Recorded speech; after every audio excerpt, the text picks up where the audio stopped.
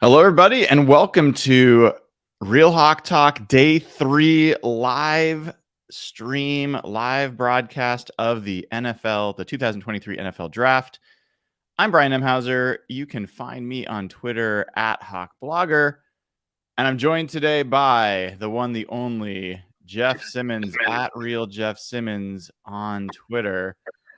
Jeff, we've missed you the last 2 days, man. We know you've been doing some draft work on the side and getting some coin for doing it. So happy to see you, man. How's your eval of the first couple days of the Seahawks draft? Yeah, it's been interesting. Day one, I loved.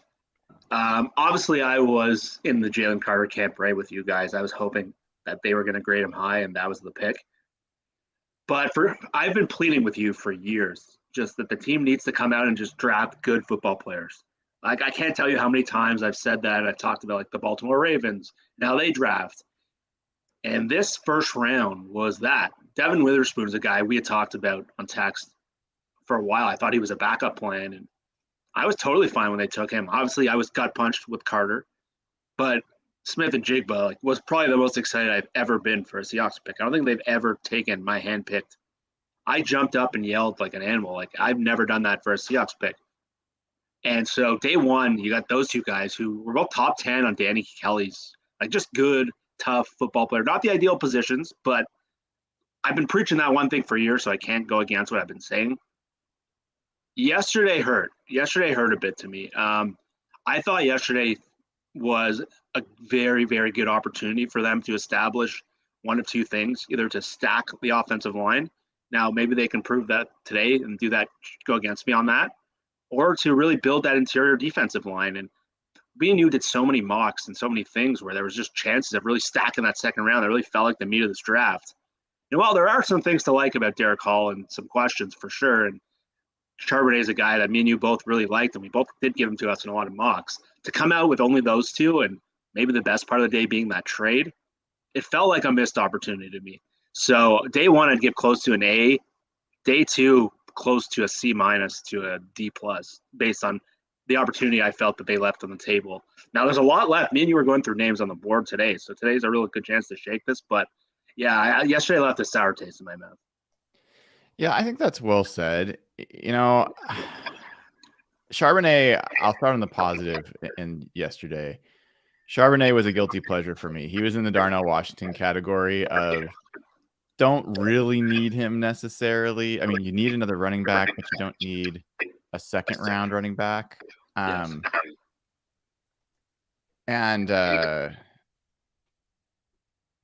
But I do love the kid. I think he's a great fit for what Seattle likes to do. I think he's going to be he's like the ideal Batman to Kenneth Walker's Robin. And so I just think he's a great player. I think he's going to be a really good fit for the team. I'm really going to enjoy watching him. I think he's got a ton of potential to be. I mean, I think he can be a featured back for sure. But I think his ideal situation is to be this second back with Kenneth Walker and for them to just trade off. And so I think that's huge. And I like him. So if that pick had been Darnell Washington, I think we probably would have felt differently, even though they're probably the same level of guilty pleasure. Like, they don't really need Darnell Washington either. That probably would have been, that sounds like there's some medical red flags on Darnell Washington, which is why he's slipped as he has. So, take it for what it is. I also think that the trade that they made in the third round, getting a third round pick next year, while that is not something that we get to really enjoy now, I think that's huge. It's a huge, huge pickup. It's a big win. And by all accounts, that was a completely one-sided trade. So give the Seahawks credit for that. The last thing I'd say there, Jeff, is I just wonder if the board is kind of fallen not to their liking, and not maybe there's players that they like that didn't work out. And it starts at the very, very top for me. as much as I like the Witherspoon pick, cornerback is the deepest position in this draft. And if they had gone with a different position at number 5, if let's just say that the Carter had been their guy, or Willie Anderson had fallen to them, or something like that. Let's just say Willie Anderson, because the Carter thing's out. If Willie Anderson somehow fallen to them, they're not picking Derek Hall at 37, and they might be picking some other, defensive lineman or offensive lineman or something else, or 52 would have been different or something like that. And I think you could have gotten a Julius Brents, or, even Corey Trice is on the board today. I think there's still some decent corners on the board today. So I think just the way that the draft has fallen has maybe pushed some guys up. And I'm just not huge on the Derek Hall pick. I think he seems like a total Seahawk edge second round pick. Not a super high ceiling, pretty decent floor, probably can be a rotational guy, try hard, good athlete, tough guy. Maybe his upside is like 6 to 7 sacks in a season or something like that. It's hard for me to get excited. I want at 37 in this year's draft, I wanted a clear-cut starter. And I look at some of the interior offensive linemen, even Cody Mauch. Like some of these guys I feel like could have been clear starters and plus starters. And I don't think that Derek Hall is going to be a plus starter. That's my initial take. And I could be absolutely wrong. I know I have the same read. I think at Hall, yeah, he's a rotational outside linebacker. Bruce Irvin played a ton of snaps last year, and the weakness in that group was they had trouble setting the edge, and that's something that Hall is really, really good at. It might be one of his strengths, and he has some athletic traits. But as like a pure pass rusher, there's 4 of those guys, and you don't really know outside of Nwosu who that starter is beside them. There's Mafe, there's Darrell Taylor, who's kind of a one-trick pony at this point, and then now there's Derek Hall. And yes, they built a really good sustainable position group on one hand. So that's a really good thing. That's something we've been criticizing them over the years, because now they got 4 young players in there. They're going to be there for a while. But yeah, like you, Cody Mauch is a guy, or some of the other guys. Avila went right before them, but Cody Mauch could be your starting left or right guard of the future. And again, you turn that position group, offensive lineman, into a real plus. And I completely agree with what you said. I think the board did get away from them. And the Will Anderson example is great, because if they take Will Anderson, 37 is totally different. And they've really tried to learn from their past mistakes, it looks like. And it's learned that they've come to the point now where they're not focusing on positions as much. They are just taking the best ranked player on their board. And they seemed consistent with that yesterday, because you look at what they needed. They're like, their interior defensive line, John was saying at the end, like, well, the board got away from us. There were some upsets. Well, you kind of created that. Like 37, there's a ton of those guys. Or even 53, there's some of those guys you maybe thought were going to be there in the 3rd round. So I don't have much remorse when he says that. They really they had the chance to really fill those needs. So on one hand, it's good they're not hyper-focusing, but I come back to it. It just feels like a wasted opportunity of what they could have done yesterday and what they ended up with. Because that was really the meat and potatoes of this draft, and where you really build those trenches. I want to take this moment to remind folks that are just tuning in. The way we do this, we're sharing the draft picker here on the stream. Would love to avoid tipping picks. People are going to see picks before they show up on the screen. Please don't react. Please don't type anything in the chat. I think people that are watching the stream would like to just have the reaction together. So try to avoid tipping things. Once you see the pick show up on the screen here, then feel free to react, feel free to comment. But until then, would appreciate folks not doing that. So Jeff, who do you want? Like, who are the like guys that really are sticking out for you today that you want to hear called? I'm scared to get excited about centers again, but Luke Whippler's a guy that me and you have liked basically throughout the whole process. And he was a guy that me and you would have been comfortable drafting in the 2nd round on multiple of our Pro Football Talk simulators. So he is, to me, like far and away the most interesting guy to me. There are a lot of guards that 4th round is typically where you can get a starting guard. And there's a lot of them. Chandler Zavala is a guy I really grew to like in the process. Me and you have talked about him. Mm-hmm. Anthony Bradford. And, well, there goes one of the offensive linemen right there. There goes the first pick, offensive tackle. Every tackle that goes off the board is a good thing. By the way, Seahawks are sixth pick here, so there are 4 more picks before they go. We've got the Raiders, the Eagles, the Colts, and then the Pats. Yeah, there were 3 trades right to start the draft. The Saints traded up, the Raiders traded up, and then the Eagles gave up a 2024 third rounder to move up to that 3rd spot with Houston. So it's not something they don't do very often. So they must have someone really high on their board. I wouldn't be surprised if it was Whippler, because Kelsey's going to retire. That would hurt. It wouldn't surprise me. They drafted Cam Jurgens last year, who was a guy I actually liked for the Seahawks center. They haven't probably playing guard this year, but there's also Kelly Ringo. They haven't drafted a corner yet. That's a good call. Ringo's a really good call. Ringo's a guy that there was a time when the first mock drafts came out, Jeff, people had Ringo in the top 15. I think I saw a mock that had the Seahawks taking Ringo in the top 10. I mean, so the fact that he's here on day 3 is quite the fall. Yeah, so Ringo's a guy like the Seattle Seahawks don't need him. They're stacked at corner. But to me, I see a lot of guards. Anthony Bradford's a guy they had for a visit. He's a really powerful guy. He would be a really good fit as a 4th rounder. There's a ton of different guys. And then you can't not look at those interior defensive linemen. There's some of the guys we talked about, Carl Brooks, who's more of a kind of 3-4 end. He's a guy we had 2nd, 3rd round at times. Addy's a guy who I thought was an option at 37.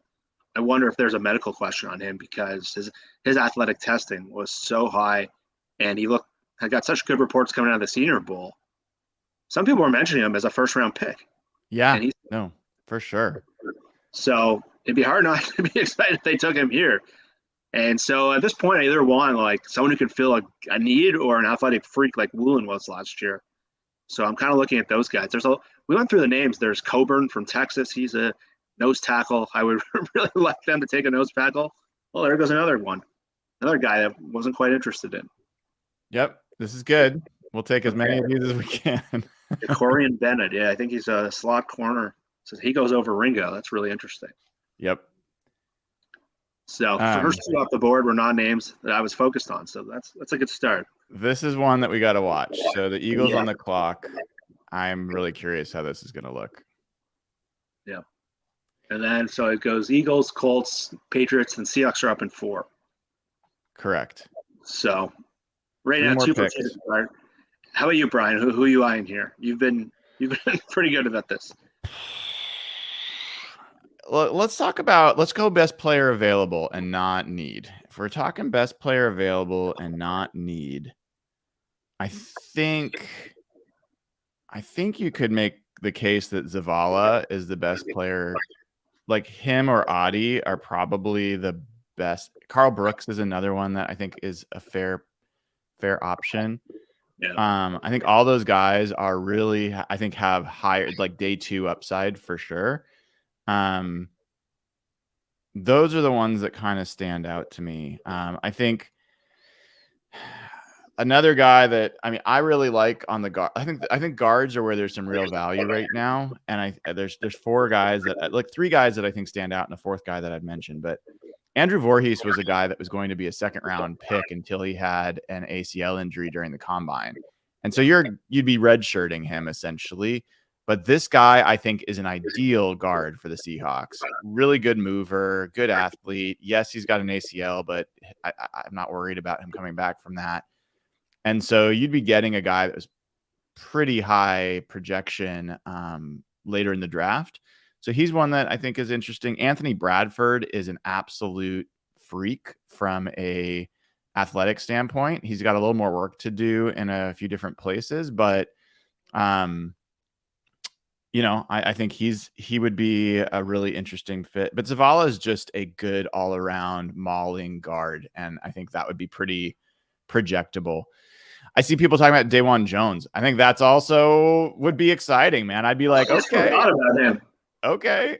I think he's a tackle for us. I don't think he's a guard, but I'd be interested. God, he was a 1st-round grade guy, and we were talking about him with 37 for a while. Yep. So he slipped through the cracks. So the pick is in here, though. Let's see what they're doing. But let's hope it's another defensive back. I mean, Ringo would be a good thing for us. If they went Ringo, that would be good. We the Seahawks are not going to likely draft another corner, given that room. He's been working with Richard Sherman. They've been training together. So Ringo has? Yes.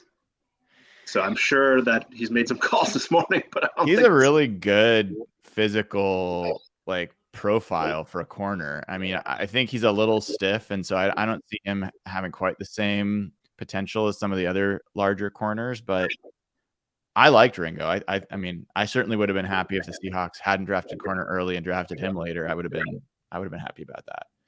And there he goes. All right, we made the call. They don't have to hit a 4th rounder, right?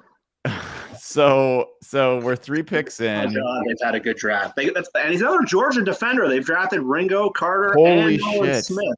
You're right. Fucking entire Georgia defense. That is hilarious. Well, no wonder they traded that future 3rd. They must have had him graded really high. Wow. Have you ever seen anything like that?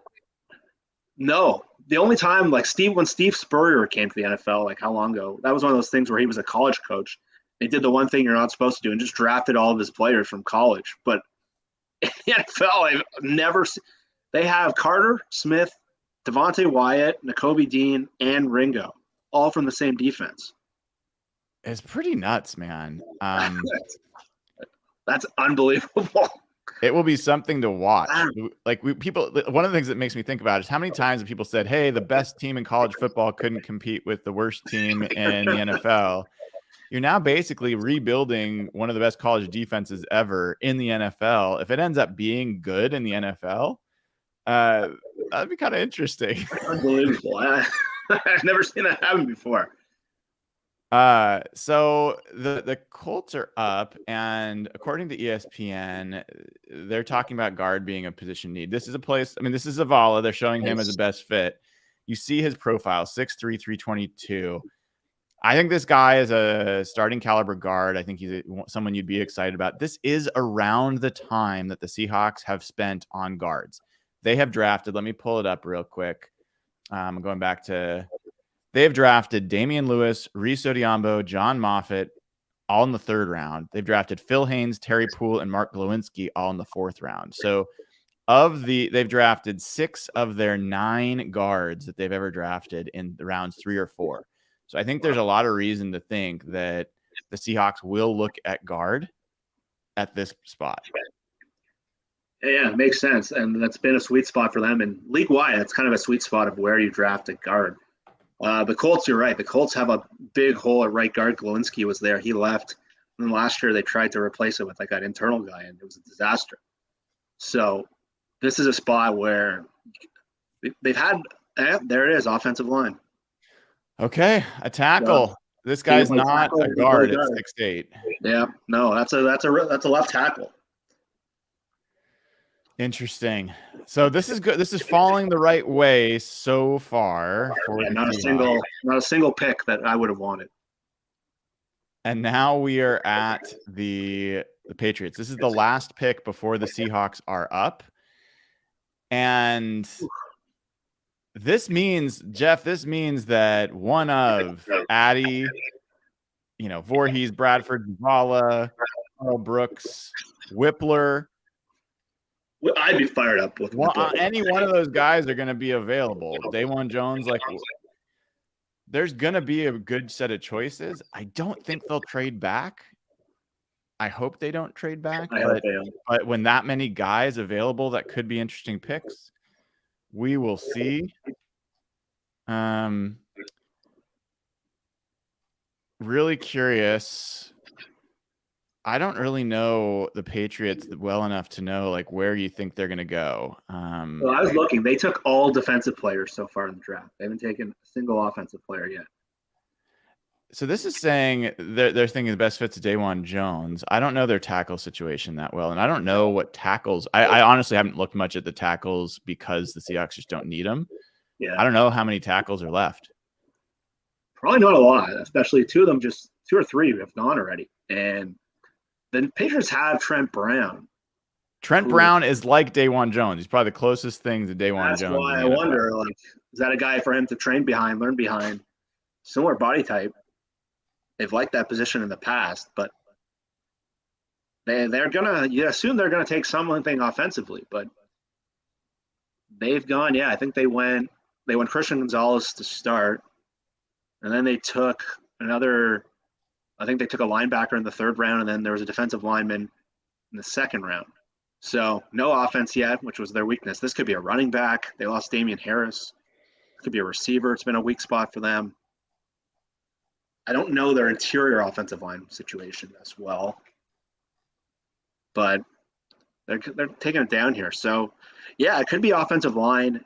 It could be a skill guy, which would be if it's a tackle or a skill guy, that's great for Seattle because the pick is in. So the Seahawks are on the clock.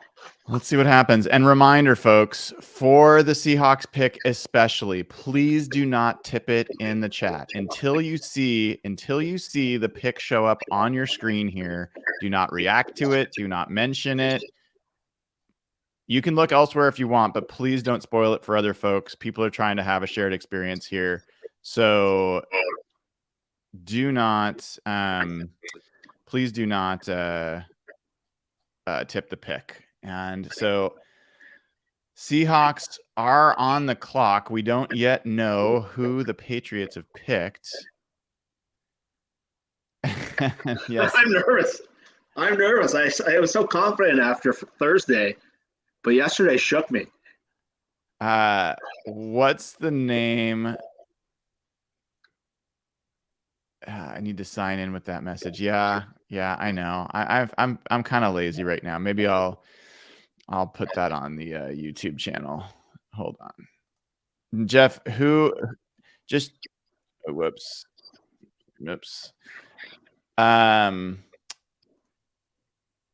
Who would be your biggest? Like, who would make you the most excited? Weirdly, it's Luke Whippler. We've been talking about center for, I feel like 7 years since we've been doing the show. And he's a guy who we first got familiar with because he handled Jalen Carter in the playoff game when it was the Ohio State-Georgia.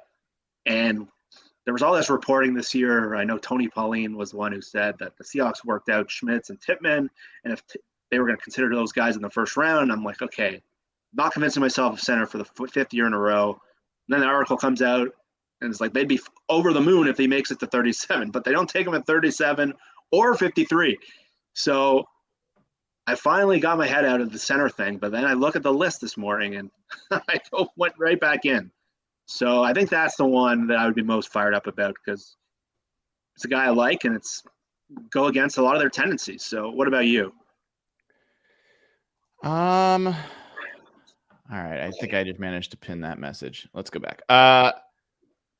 Most excited. Maybe it would be Adi. Yeah, Adi would be pretty sweet. I think because of the upside potential there. Way more than Whippler. I think Whippler can be a good starter. I'm not as clear that Whippler is going to be better than Evan Brown.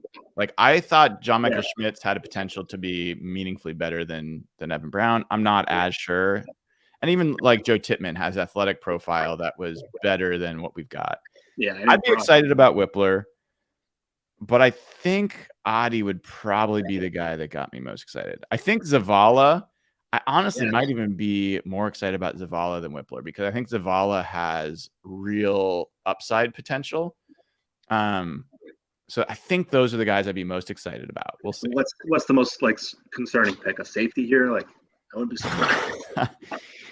I mean, linebacker probably. I don't love some of the linebackers. I think if they went 202 or something. If they went with the nose tackles here, I don't like the nose tackles enough to be like if they drafted DeAndre Coburn or, I don't know, Jerry Clark, Cameron Young. I like those guys, but to me, they're like 5th round at the earliest kind of guys. And there's a lot of numbers there. So, like, I don't know why you would feel the need to pick one now. Yeah. When you have another pick coming in 15 picks or whatever. This is the pick. Why is Why the is this pick Patriots taking so pick long? taking so long to show up, man? The Seahawks, they have to make it as punishing. You guys noticed, I know you weren't probably watching the broadcast on Thursday. So ESPN went to commercial twice when the Seahawks were on the clock, and the clock was getting down, and they take the board off. Oh, okay, Jake Andrews, there's a center. There is a center. Curious if that was a guy the Seahawks are interested in. Well, we won't know. Well, we will learn if they trade out now. No, that's a center. I've seen his name. I don't know much. I know they had another center that used to be named Andrews, but they think Jake Hayner's the best fit for. what? I will be very disappointed if they pick Jake. Why do they take PTR here? I like Jake Hayner, but like 6th round. Jake Andrews, first team All Sun Belt. Yeah, hey, Troy is like a powerhouse. So That's Jake Hayner. I do not think, but yeah, like Andrews. I mean, I have heard of him. I haven't spent a lot of time scouting and like looking into him that much, but it is interesting to see a center go right before the Seahawks pick. Yeah. Oh, the pick is already in, dude. Pick is in. Okay, here we go. Pick is in. Do not tip, folks. Do not tip. We're going to watch this together. Ah, man. Very, very curious how this plays out. They've been listening to people say, you haven't addressed the defensive line. You haven't addressed the defensive line. And they've talked about how they are Anthony Bradford. Okay. That's a good pick. I'm excited about this guy. This guy is an athletic freak. Yeah. This is a really interesting pick. Let me go ahead and pull up the PFF big board with Anthony Bradford. What is your reaction, Jeff? Good. That's a good pick in the 4th round. They had him as a top 30 visit, or not top 30, whatever those things are called, not 30 visit. He was a guy that they met with at the combine. He's an athlete. He's exactly the kind of offensive lineman you take in the 4th round. Yeah, they had trouble in the short yardage in the run game last year. It looks like he skyrocketed. Oh, he's a good player. 6'4", 332. He's not an old guy. He's 22 years old. He's a junior. And the thing that a lot of people like is that he can fit into that scheme where in the past where they might have had some of the smaller guards, he's a bigger, kind of a more powerful guard. And look at those comparisons. They're not like those Rams guards at all. But look at that one in the middle, Steve Hutchinson. Interesting. Yeah, this is a big boy, and you know he's got the arm length they like. From an explosion standpoint, I want to see if I can find really quickly his RAS score because Anthony Bradford. Raz. This guy is a Raz freak. Okay, here it is. I'm gonna share this tab. All right, are you all seeing this? Wow, 9'8". This guy ranked 28 out of 1,382 offensive guards since 1987. So you're talking about a mover. This guy is now understand his speed grade is elite. At 332 pounds. This is exactly what you want to take in the 4th round. His explosion grade is great at 332 pounds. Like, that's a guy that now you've got a high upside player. This is what gets me excited. A guy that has high upside, high potential, and not just, you know, some guy that's going to be a mediocre starter, you know? And who knows? Maybe he doesn't. It doesn't work out. But I love that they shot for him. Like I think Zavala is a little bit more of a safe pick, but Bradford's a guy that's got sky high potential. Yeah, it's a swing for the fences kind of guy, and he played at LSU. And again, this is exactly what you want in these day 3 picks. You want athletes. That guy is one of the freakiest guard prospects from an athletic standpoint you can imagine, and he has some work to do probably in pass protection, but I think he can be. You put him and Phil Haynes starting at right guard, and that just makes the position group. If someone like that hits, and that's your right guard with Lucas and Cross, think about the athletes. They got 2 air raid tackles now with a right guard with elite athleticism, that really changes the look of their offensive line.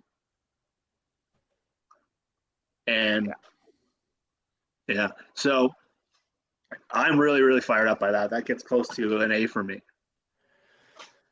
All right. What did we talk about going into this draft that mattered to us the most? What did we talk about with Dayna's draft that we liked the most?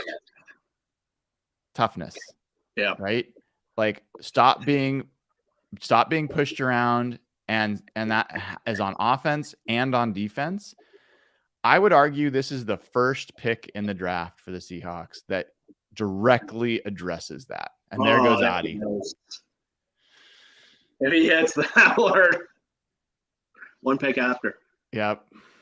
Not surprised. But you know, I am there was a strategy, like a roster strategy that you and I talked about. And this is going to be something that it will be debated. But if you go back, like 49ers, Eagles, best teams in the NFC, right? We're on the same page there. 49ers, way more talented than Seattle last year. Like not even close. And if you go, Jeff, into the first half of that 49ers Seahawks playoff game, what was the key to them being competitive in that game? It wasn't their defense. Yeah. It was running the ball. Like they were able to control the ball. Kenneth Walker was getting 6 yards, 5-6 yards. They were able to move the ball. And so if you can get an interior offensive line that can be effective against that 49ers defensive line, and now you've got 2 running backs that can batter them. Now you've got JSN and DK Metcalf and Tyler Lockett, and the 49ers absolutely shit the bed yesterday. Did not get any of the defensive backs that I thought they would to help them. They have no good corners, really. I don't think you're better than the 49ers, but I think you have a path now to actually like compete with them strategically. And one of the things you always talk about is you want to build uniquely good position groups. And you talk about what the Seahawks now is they're starting to build that in a few areas, like their defensive backfield with Woolen, Witherspoon, and the safeties, the 3 safeties can play. That's a really, really strong group. The wide receiver group is now, if not the best in the NFC, the second best with the 3 of those guys.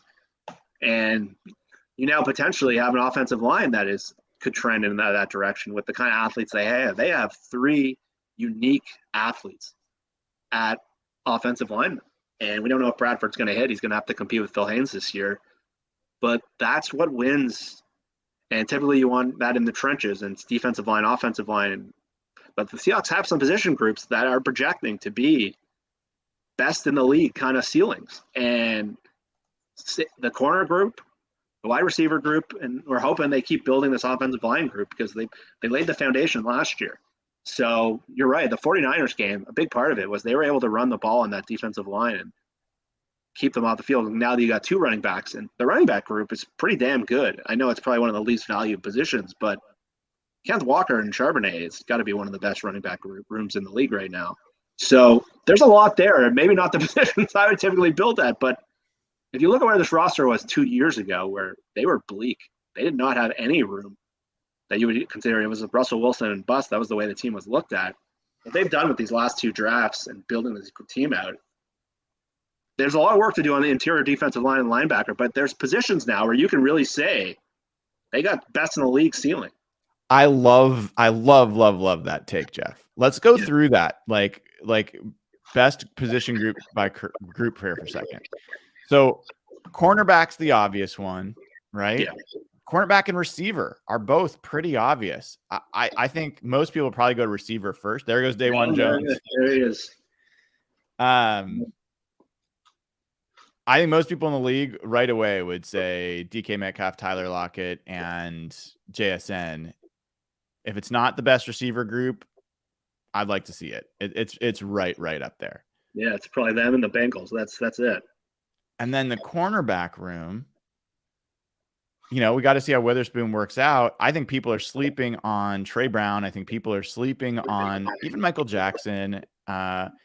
and we'll see where Kobe Bryant ends up in his second year. But could that be? Is that pretty clearly a top 5 cornerback room?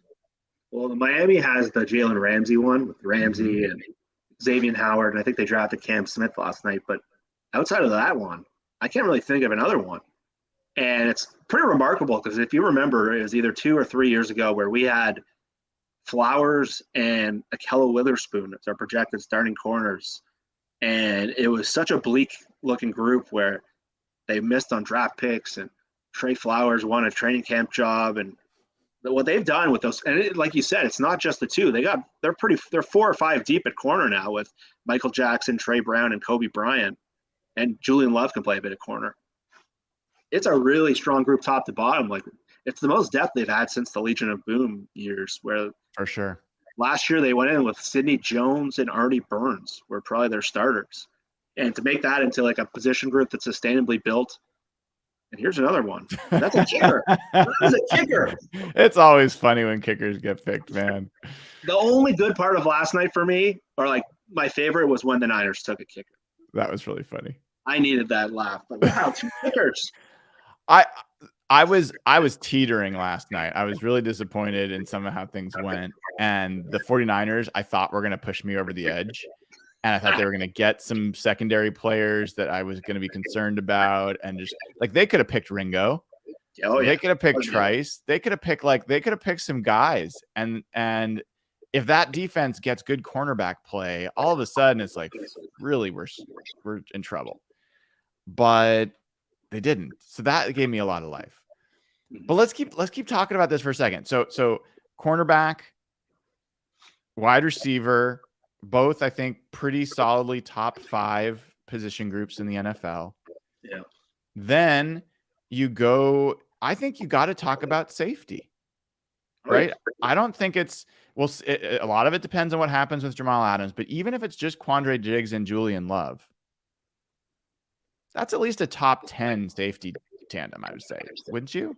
Yeah, it's a very good fit for like the modern game where you're not having like the guy in the box versus the guy in the middle of the field. It's 2 guys who can play all over the field. They're very good in coverage. You can kind of move them both around. For the modern game and with all the 3 receiver sets, having those 2 safeties is really, really good. Love is a much better player, in my opinion, than Ryan Neal was. I know Ryan Neal probably graded out higher on PFF, but Love, I think, is just a much more. And you saw the difference in contract of $6 million versus the league minimum. So I think the combination of Diggs and Love alone, Adams is just like, at this point, he's a house money player. Anything you get, if he hits, then you got number 1 safety group in the NFL potential. But like you said, Love and Diggs is very, very capable. You can get by with that for sure. Right. So then if you manage to add Adams to that group and he plays, I think that's a big deal. And then let's move into offensive line. Abe Lucas, Charles Cross, and then some question marks.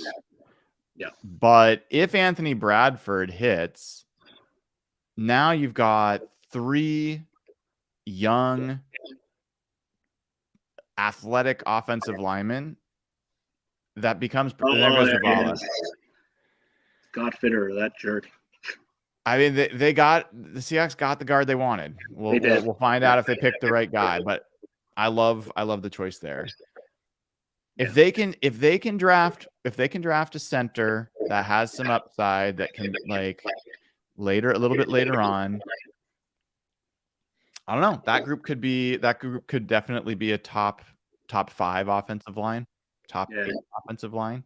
Chicago's on the clock now. They're a team that a lot of people have been looking at center for. So this will be an interesting one from the Seahawks perspective. But yeah, I agree. And I think this is what I was saying last night, where I thought offensive line was the area where I really thought there was a chance to stack. And Cody Mauch was a guy that I really, really liked. I know you loved, but I'm not surprised that the Seahawks might have come back and said, okay, we can get Bradford or Zavala round 4. And we don't know that they like Zavala, but Bradford 2 rounds later, I see the value in that. I don't know if there's a glaring difference. I think Mauch just has that potential. I think the chance he hits is far more likely than the chance Bradford hits. But for what Seahawks like and those athletic dynamos, Like that's got like an Andy Dickerson pick right all over it. So I would love to see them at a center. I would love to see them at a center and really potentially stabilize that group even further.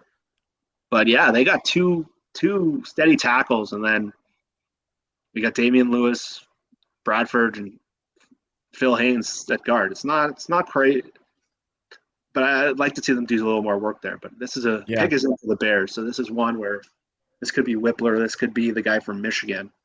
Well, and the other thing, Jeff, that has been a story of this draft is Schneider's draft tendencies have stayed. I mean, what did we talk about other than the drafting the cornerback early? What did we talk about before this fourth round started? I told you how many guards they've selected in the third and fourth round. This is the range when they select guards. Guess what? They selected a guard. So I think that we should wait. Did something just? Oh, there goes Roschon Johnson. This is a guy that you really liked, right? He was the guy I thought would be like a Chris Carson style. I'm guessing that Charbonnet, but I always thought Roschon Johnson was like the discount running back. But he went earlier than I thought. The Seahawks wanted to probably drafted him. So I don't think they would have taken him their first fourth. So yeah, he's a guy I really like. But they got Donta Foreman, they got Travis Homer.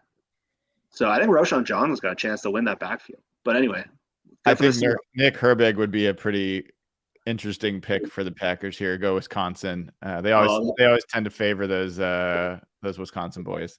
Yeah. So how many were up in 3, 6, 8 picks? That's right. All right. We are the 21st pick of the fourth round after our other one. Finishing up on this conversation of best position groups. So running back is another one that is it top 5? It's got potential to be. They probably need to add another body, maybe undrafted free agent 7th round. But Kenneth Walker and Charbonnet as your 1-2. Like, it's hard to tackle Kenneth Walker. And if you bring him out and then bring in this guy off the bench, I don't know if you have a comp for him. I've seen different kind of comps for him, but he is a pretty good one too. Like some people have compared him to AJ Dillon. Some people have compared him to I've seen DeMarco Murray, but it's just a hard guy to tackle. And I think that having that combination, like the Packers have had great success with Aaron Jones and AJ Dillon. And that's sort of what the Seahawks are building here. And it's especially at the ages they're at. These are the peak years of running back. I don't know if there's many teams that have 22, 23-year-old running backs that are in their peak years that are this potentially like Charbonnet could have been a starter in a lot of places. Absolutely. Yeah. And as much as I don't love running backs early, I do think that running backs are pretty projectable. And agreed. Charbonnet, I think there's high floor. I mean, I would be really surprised if he's not a good player. And so, I mean, basically, Jeff, what we're talking about is now I don't want to be crazy because we talked about the Seahawks cornerback group being a top corner or top secondary back when they traded for the guy from Washington. Who was that? What was that guy's name? So that was when they had Shaq Griffin. And yeah. I'm spacing his name, but Dunbar, you know who I'm talking about. Quentin Dunbar. That was Quentin Dunbar, yes. And it was one of the worst secondaries in the NFL. So I don't want to overstate, but I think this is different. We've seen a lot of these guys, and we're talking about a 5th pick in the draft. I mean, we're talking about it different. So anyway, cornerback, safety, wide receiver, running back, and then that's 4 position groups that are probably among the best in the NFL. Yes. Offensive line has the potential to be. The tight end room as it stands now is probably at least a top 10 tight end room. Yeah, they're somewhere from 10 to 12 in the middle. Yeah, like they could be in the top 15, but probably top 10 given the 3 guys they've got there. Yeah, they got really good depth, assuming Disley can play this year. Right. There's not many tight ends left. Basically, all of them won last night. Yeah, Zach Kuntz is the guy that is left, and he athletically is ridiculous. So, I mean, he's a high upside guy. I wouldn't be sad for them to get later, but not a priority for sure. No. And then you see some groups that look a little different, but I wanted to quickly check out.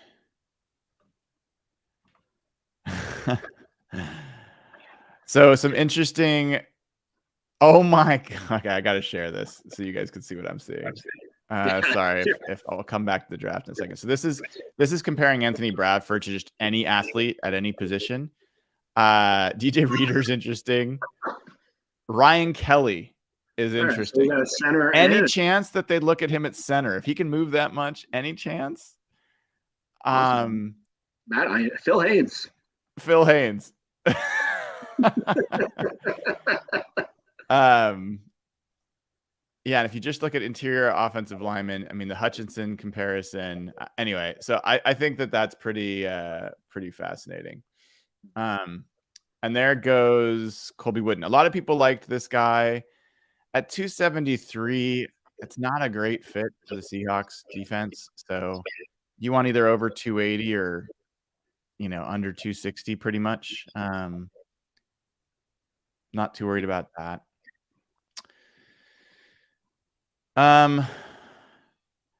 People talk about Henry To'oTo'o a lot. This guy is not someone I would be particularly. He is a medium floor, low ceiling player. Not a great athlete. A safe player to put in there. Jeff, I gotta bring it up. I don't know if you heard this on Pete's presser last night, but talking about the linebacker room, he mentioned a name. He's like John Radigan. Oh, really? No, I didn't catch Radigan's in the best shape. He's stronger than he's ever been, and we'll see. I don't want to oversell it, but what I saw from John Radigan on special teams and in other places, even in preseason when he's been healthy, was really encouraging. I think John Radigan has potential to be a better middle linebacker than Cody Barton was, for sure. Yeah. So a few more guys just came off. Don't think any of them were on our radar. Colby Wooden, who someone asked me about this morning, and Sidey Sow, who's a guy who was kind of a freak athlete, upside guy. We have 5 picks till the Seahawks are on the clock. Yep. And basically everyone we've talked about other than Addy is still on the board. So all those defensive tackles, defensive linemen still available. Luke Whippler would don't know if they like him, but he's still available. Don't know if they'll double on O-line. I can see them going defense here. Basically, all the safeties are still available. I'm with you. The Alabama linebacker reminds me of someone that Tim Ruskell would have drafted. I'm more interested in Noah Sewell. I don't think Sewell's a particularly great prospect either, so I don't want anyone to mix it up here, but I think Sewell has more interesting traits and potential there. He's also a pretty accomplished blitzer, so I think that he has some of that upside as well.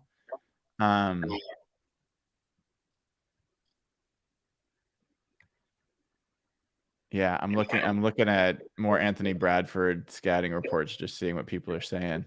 Yeah, me too. I put it into nothing negative. It's bizarre. Some people talk about him being scheme specific. Good pulling guard. I mean, the Seahawks pull a lot with their guards. I'm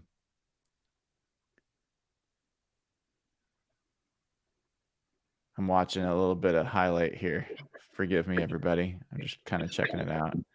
We got Commanders are coming up now. Pick is in, and then we're up in 5 picks. And so I'm very curious what the Seahawks do here. Another team may say Jake Haener is the best player on the board. Look how small that dude is. I don't know. He's basically Bryce Young without the same talent. I mean, size-wise, he's pretty similar. Here we go. Another one. Another Braden Daniels. I like this guy. I got to say, the Seahawks, hats off to the Seahawks here. I was very critical of their picks yesterday. Just like the Smith and Jigba thing, they read the board well here because since then, Zavala's come off, Daniels has come off, another guard came off right before, Sidey Sow. And if they had gone a different way and waited for this pick, they probably don't get one of the guards. And so that's something what Schneider gets a lot of credit for. Braden Daniels was a guy that they met with. He was a tackle convert that the Rams have used, but good for them. They read the board right in this one. That's a good call. That is a good call. And this is the right time in the draft to be pulling those guys off the board. Everyone else is doing it. And generally people thought Bradford would be picked around this spot. Doesn't mean that makes it a good pick, but it also means that it's not some massive reach project guy that no one would have seen. I will always be a sucker for the Jamison Conces of the world that have even what was the center, the spark crazy Christian Stokely. Yeah, I forgot about it. I like guys that have unlimited athletic potential, even if they're a little bit of a flyer. And when you got a guy who has crazy athletic potential at 332 pounds, and he played at LSU, this wasn't a guy that played at some like tiny conference. I don't know, man. I think that's a the floor there is a lot higher than a guy like Jamison Conce, and the ceiling's probably equally, high just from an athletic perspective. So I think that's pretty cool. Yeah, historically, unless there's a off the charts kind of player, that this is where guards, a lot of the best guards in the NFL typically go on day 3 or late day 2. So this isn't like a total shot in the dark or a flyer. You can go around the league and see how many guards have come out of the 4th round. It's a pretty high number. There's not a lot of guys where edge rushers where you're just taking a total. Me and you have complained about 2nd round edge rushers. That's such a low percentage pick, which is why me and you have been so critical of them. They've taken 3 of their 4 in the 2nd round. So typically edge rushers go in the 1st, or you're found on these freak athletes down here. But guards go in the 4th and 5th round all the time. So to come out with that freak athlete that's super unique, I'm pretty into that. I will mention here a guy that we haven't talked about as much that shows up here as a best fit for Kansas City. I think Will Mallory is a pretty interesting tight end. I like this guy. I think we haven't spent much time on him because I just thought some of the other tight ends were more worth talking about. But from a polished perspective, Kuntz is a guy that is just an athletic freak. He has not proven that he can do anything other than move really well. Mallory is a guy that could step in and play pretty early. So I don't think they're going to draft him, but he's a guy that's worth being aware of. I have no idea who this is. There's going to be quite a few of those happening today, aren't there? Especially at this point. We've actually seen the first few pretty well. We nailed a lot of the guards. We nailed Adi, Ringo. I cannot tell you anything about this player. Ranked 162, going 40 spots earlier. Interesting note here from Brady Henderson. Anthony Bradford said the Seahawks view him as a guard. He also played some right tackle in college. He played with Damian Lewis at LSU and said he's excited to reunite with him, something that they talked about when Bradford made a top 30 visit to the Seahawks before the draft. He turned 22 yesterday. Okay. So they haven't really taken a lot of old players in this draft. They've gone away from that. Works for me, dude. Yeah, I don't think they had. I think Hall is the only Senior Bowl guy, and we'll have to see what comes up now. But Jets are on the clock now, and the pick is in. So the Seahawks are up in 3. It's getting close. And I don't know how fast it'll go, but the 5th round, they've got 2 picks within 3 of each other. The 5th round, depending on how you and I are feeling, I maybe be able to stick around to the 5th round. After that, I think I'll be out. But I think after their 5th round picks, there's a pretty big gap, and at that point, I don't know any players. It's kind of surprising how few trades the Seahawks have made. It would make sense to me if the Seahawks packaged one of their 5th round picks and something to move up into the 5th round for another, or into the 4th round. I mean, get another 4th round pick. I think some of these guys are going to come off the board. I mean, we've just seen some decent guys come off the board. Depending on what they're looking for at linebacker, center, defensive tackle, you know, who are you thinking for this next pick? We haven't even talked about that. Like, I have to be thinking defensive tackle. They've been hearing basically every press conference they've done this weekend. It's come up. They talked about some losses there that I think they missed on a couple guys they were looking at, but there hasn't really been a lot of defensive tackles taken other than Addy, and they're probably going to get their chance of who they want. You mentioned Cameron Young, the guy who screams Seahawks run defender, and there's basically their pick of basically the defensive line is sitting right there. I don't know if they have a bit of a jump after this pick until that Pittsburgh pick, I believe, in the 5th round. Yeah. So I think you have to, as much as I would like Luke Whippler, I think you have to take one here. There's too big of a gap. You're going to see guys come off the board.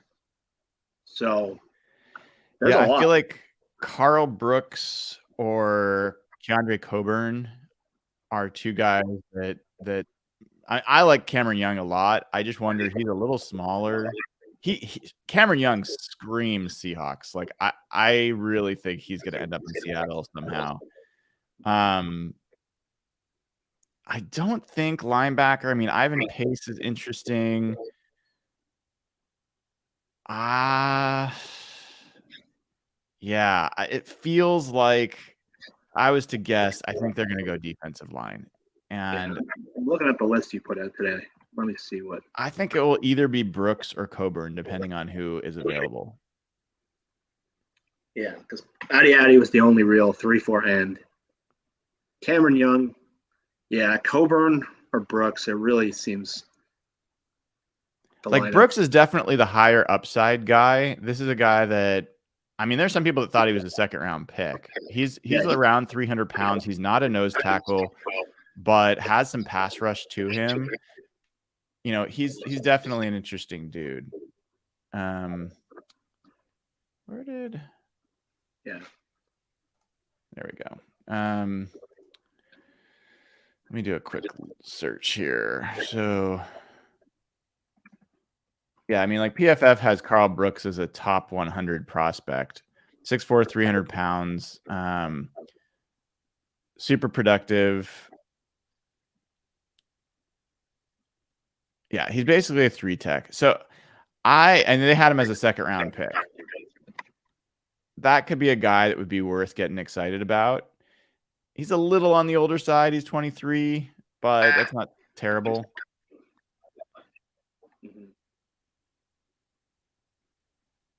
And he's been good at both defending the run and as a pass rusher. He had a really good Senior Bowl weekend. Didn't get a combine invite. And I remember there's a lot of people shocked. So I'm sure Jim Nagy's been fighting for that guy. Uh-oh. It says he has short arms. Let's see how short we're talking about here. I don't know if they'll like that. That might take him off the board for them. Yeah, they don't like that.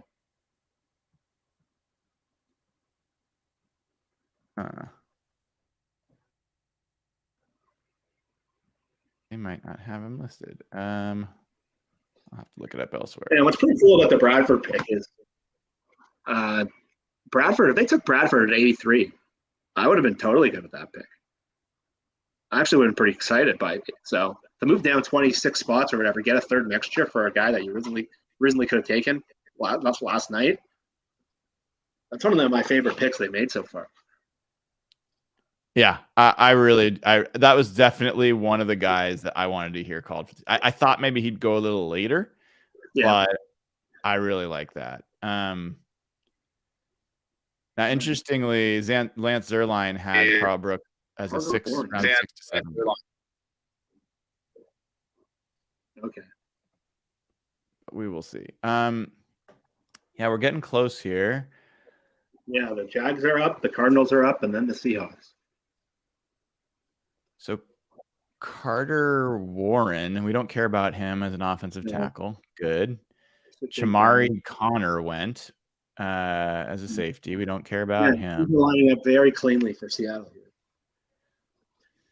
Jacksonville's gone tackle. They went with a tight end I'd never heard of yesterday.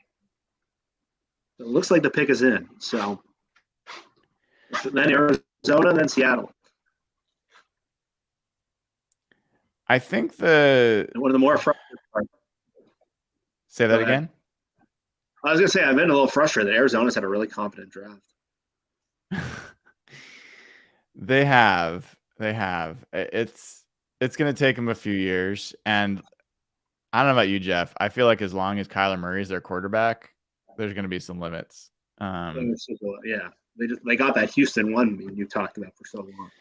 There goes Ventrell Miller. This is a guy that I thought could have been a fit for the Seahawks. I thought he would maybe be a later in the draft kind of guy, but yeah, they got him ranked 200. So. Interesting linebacker prospect. Yeah, he seemed more like a 5th, 6th round guy. All right, so the Cardinals are on the clock, and then the Seahawks are next. So again, there's a lot of these guys. You've got Whippler, you've got Cam Young, Keandre Coburn, you've got Carl Brooks. You've got, Ivan Pace, Owen Papeo. Yeah, I can see them liking Ivan Pace. Yeah, same. They have drafted historically. Let's go back to Schneider again. Linebacker, they have drafted Kevin Pierre-Louis and KJ Wright in the 4th round. And they spent a 1st, a 2nd, and a 3rd on linebacker before. So they've valued that position pretty well. This could be the place they look linebacker. Yeah, there goes John Gaines. So we weren't going to draft another guard. So what do they do here, man? What do they do here? I think it's got to be interior defensive tackle. I'm going to say Coburn or Ojomo. Oh, Mora Ojomo. Yeah. I think so. Coburn is a true nose tackle. I think Jared Clark is a true nose tackle, but I think this is early for Jared Clark. It is. The pick is in. So they know they know who they want, man. Things are falling. It's fascinating. What do you think? Gut feel? My gut feel is I think I'll go with Coburn. I think it feels early for them to do that based off of their history. But I think they're hearing the noise. Yeah.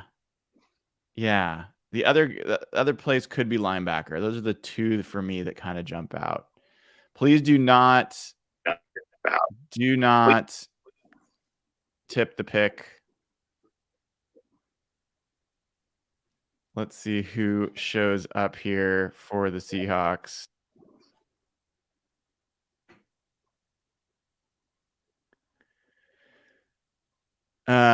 Again, people should have reminded, but I thought I pinned the thing, trying not to have people react. And there goes Cam Young. Cameron Young.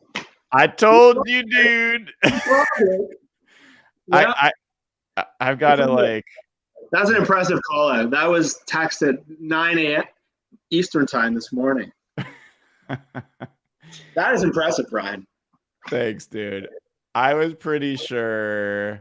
I want to find the text. I'm looking for it myself. Okay, here it is. I'm gonna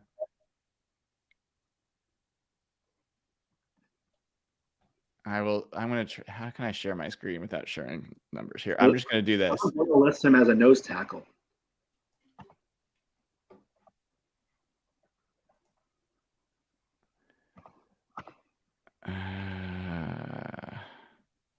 Yeah, so they list him as a nose tackle. I will get back to bragging later. Huh. Let's take a look at Cam Young, folks. So Cameron Young is not. He's not a huge guy. So as far as here, I'm going to share this screen here. He's not going to stand out from a weight this is only just over 300 pounds. But he is bull strong. He is a guy that does not get moved off the line. He is absolutely a run defender. And so, interestingly, they've talked about Jaron Reed as a nose tackle potential. He's got a lot of Jaron Reed to him, in my mind. Someone who's going to be stout again in the line, probably not almost any upside as a pass rusher. But Jeff, look at who he's got a comparable to. Discount Jalen Carter. That's hilarious. Kawan Short. Going short, it makes more Star sense. Lutalele. So this is when you're looking at Seahawks and you're looking at who they want to get in the defensive line, arm length does matter. As much as I loved Kalijah Cansey and some of those guys, they probably were never on his board.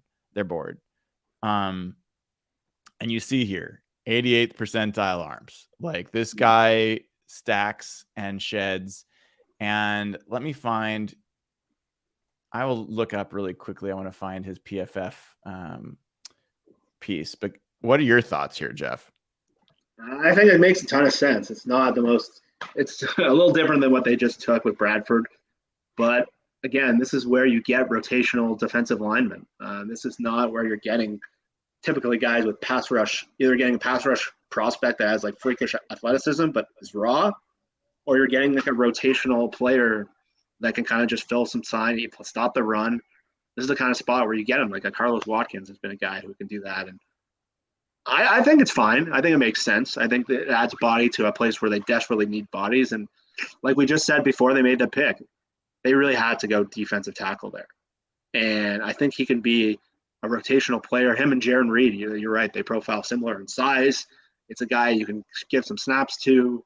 And I saw Daniel Jeremiah just praise the pick and say that Witherspoon, Hall, and Young are adding a lot of really good players to this defense. So I think what they saw is them get bullied a lot, and to add a guy who is bull strong and is powerful and arm length. So you put him and Draymond Jones in the defensive tackle room. It does add some different things that they just simply didn't have last year. Yeah, so I just see this as just a very, very projectable Seahawks guy. It's I thought maybe they get him a little later. I also the reason to me I like Cameron Young over a guy like Keandre Coburn is his floor is very high. Coburn is a guy that was very up and down. He's a 332-pound big boy. Cameron Young's more of an athlete, and so I think you probably just got another Jaron Reed, and you got him in the late 4th round, which frankly is what I think Jaron Reed's value is, like, all along. He was picked in the 2nd round. I thought that was a big reach. I don't think Cameron Young's ever going to have a 10.5 sack season the way Jaron Reed did, but I think he will be I think he can be not an Al Woods, but I think he can be a pretty solid interior player for them. Yeah, and really, they need guys who can eat snaps and badly. And he's a guy who can play 450, 500 snaps next year at some of the other spots across the defensive line, whether it's like he can play a bit of 3 technique, he can probably be some of the 4-eye stuff that they did. And they don't have that big nose tackle yet, which makes you wonder if a pick's coming next round or if Al Woods is still on the table for re-signing, which a lot of people seem to forget. Al Woods is still a free agent and still an option. I think they needed bodies in this group and guys who can play snaps. And they have sort of the frontline guys, but a guy who you can play the run. And you saw how bad they were against the run. They've really done all 3 picks they made on defense. They have the best tackling corner in the draft. They have an edge guy who can set the edge, play the run, and has length. And now they have a run-stopping defensive lineman with rare arm length. So all the picks fit. It's maybe not where I would have hoped they would have taken their first defensive lineman, but I think it's a good pick. 4th round in the later spots, you got to take guys who can play. And if you can get snaps of this guy, that's a productive day 3 pick. So I'm trying to see I've got to send out a brag tweet here. So that's impressive. I can't believe you called that. And then I got to go check. I think Nate's getting into trouble. So you're going to hold down the fort here for a few seconds there, Jeff. Yeah. Okay. So yeah, that seems to be Young is a run-stuffing defensive tackle.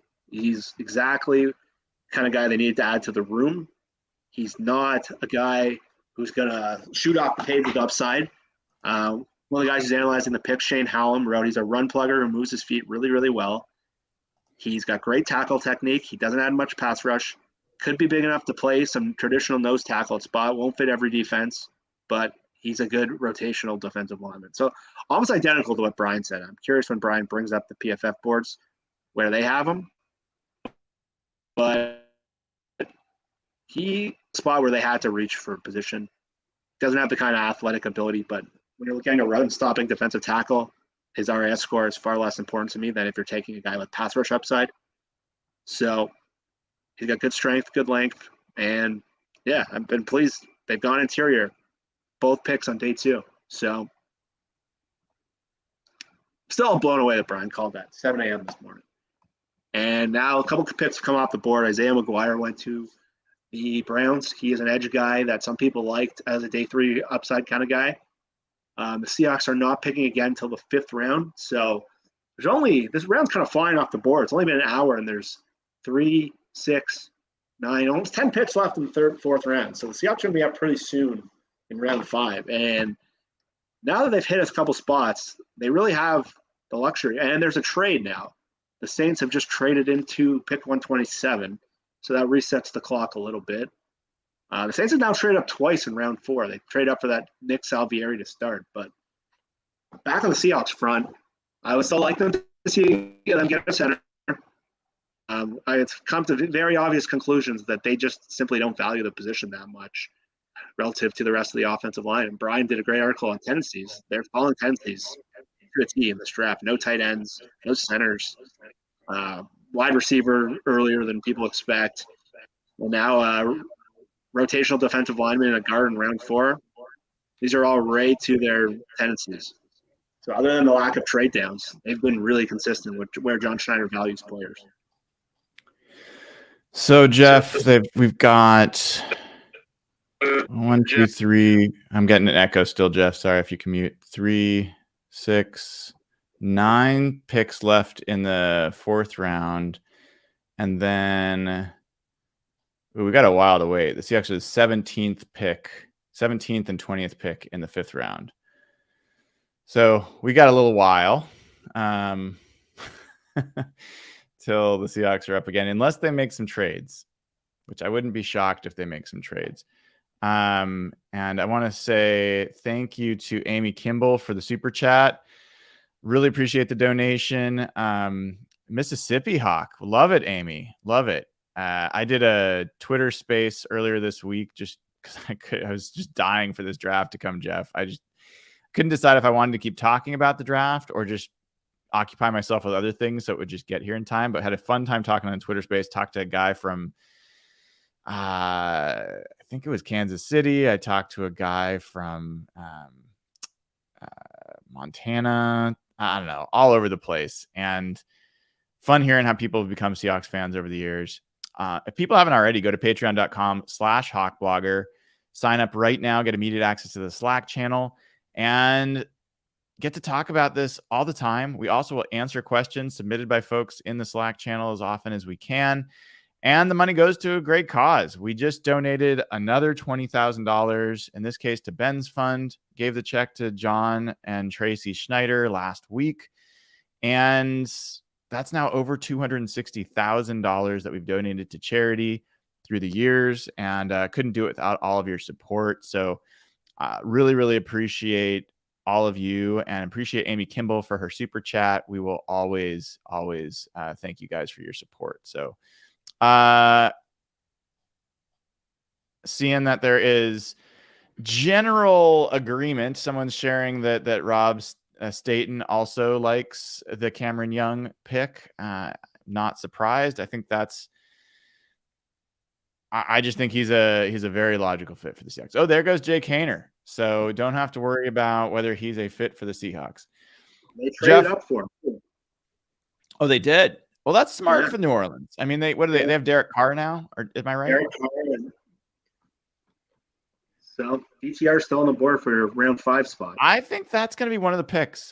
I'm going to go out there. I think DTR is going to be one of the picks. If he lasts to the 5th round, I think he's one of the picks. Maybe he goes later. Some people had him as almost a UFA. Ooh, it sounds like there's been a trade, Jeff. What? DeAndre Swift has been traded to Philly. Wow. Let's take a look and see if we can find this. Yep. Schefter just put it out. Do you have any details? No, Rashad Penny and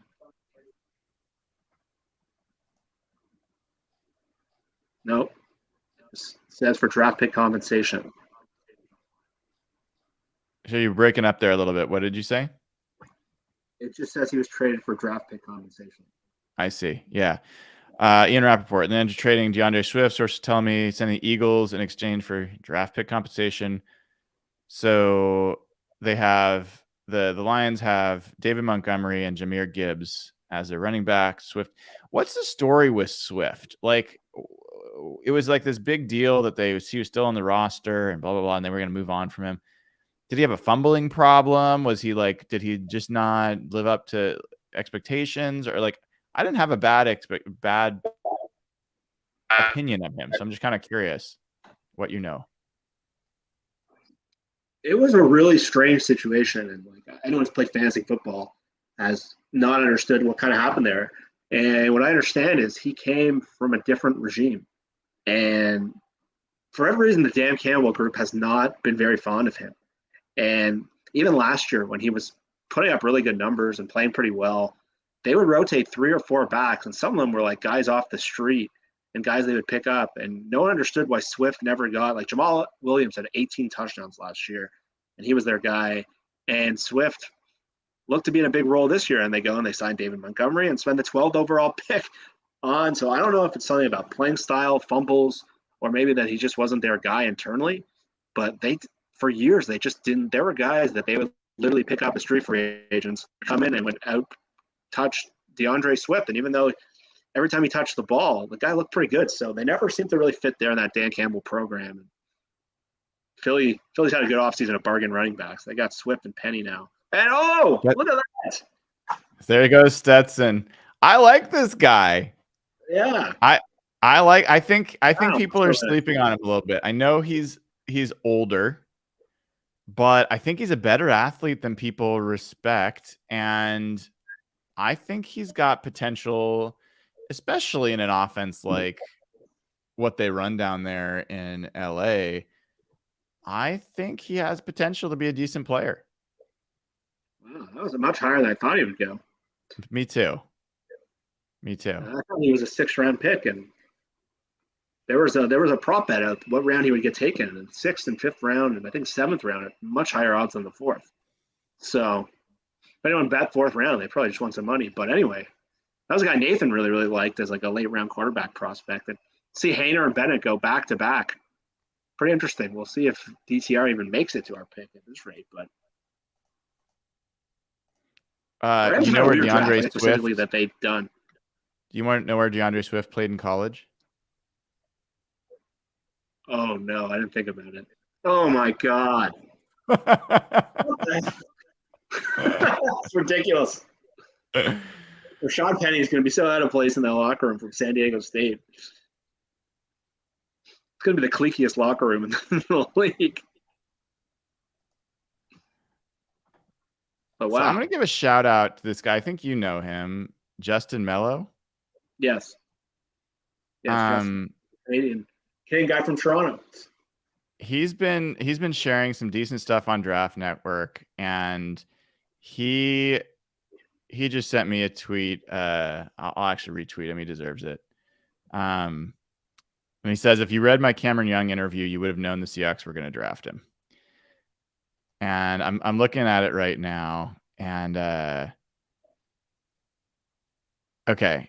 It says, did you meet with any teams formally at the Combine? Do you have any top 30 visits coming up? Young said, I have a formal interview with the Seahawks. I've done a ton of Zoom meetings since then with the Green Bay Packers, Broncos, and Seahawks, blah, blah, blah. Trying to see if there's anything else in here. I don't know if there's anything else in here that really makes it clear that they're going to draft him, but you know, He played a lot of nose tackle at Mississippi State, but he also played all the way up to 5 tech. So he's got some versatility there. And it is interesting. He's like, he thinks a lot of people think I can't rush the passer at all, and that's not the case. I'm a power rusher first and foremost. I stay active within the rush, even when I'm getting double teamed. Rushing the passer is something I've been working on throughout this process. I'm stringing together moves in training. I'm going to change those opinions on my ability to rush the passer. Again, he sounds like Jaron Reed. Yeah, he really does. But again, that's maybe you have Jaron Reed for a year, and then you have him transition to this guy. It's kind of like roster mirroring. That's kind of what you're supposed to do, and then you don't have to pay guys like Jaron Reed in free agency and have a guy in a rookie contract. So I don't know the likelihood that Shelby Harris comes back. I don't know what his chances are, but yeah, who does this affect the most from a free? Like they still, I don't know if they are going to try to have an Al Woods type guy. I mean, that's a 330-pound big boy. They don't have one of those. No. Brian Monet, don't count him because I don't think him coming back from his injury, we don't know when that's going to happen.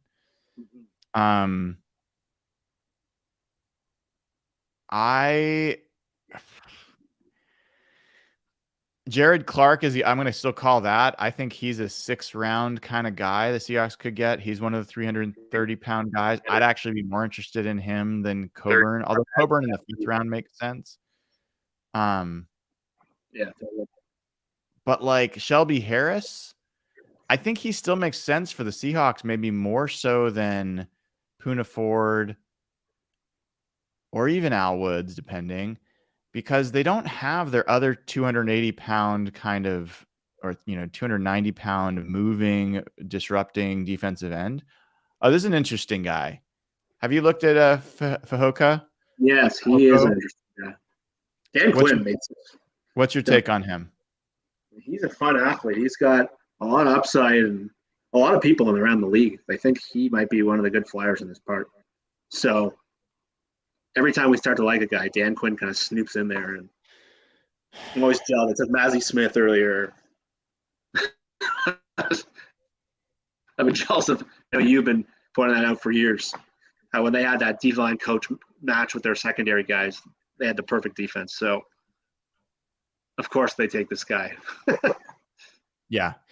I mean, the Seahawks have been really, really bad at finding quality defensive linemen in the Schneider-Carroll era through the draft.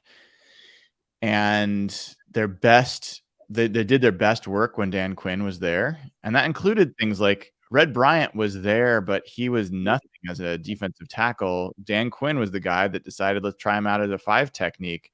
There's not many 325-pound 5 techniques playing over a tight end. That was a big deal. It worked. I think that their ability to go from like Colin Cole to Ataba Rubin and some of those other guys, Tony McDaniel, I think Dan Quinn had a lot to do with that. And I think that bringing back Michael Bennett, I think Dan Quinn had a lot to do with that. He was part of the crew that brought Michael Bennett in the first place. So, I think not having him hasn't worked out so well. I don't think Clint Hurt has proven himself as a defensive tackle guy. Jeff, let me ask you this. One of the underrated moves the Seahawks made this offseason was bringing in that coach that's known for pass rushing. Like he's worked on helping a lot of pass rushers. How do you think that's going to fit in? Like, do you think that could make a big impact on some of these edge guys or change the way some of these defensive linemen are playing? What's your thought there?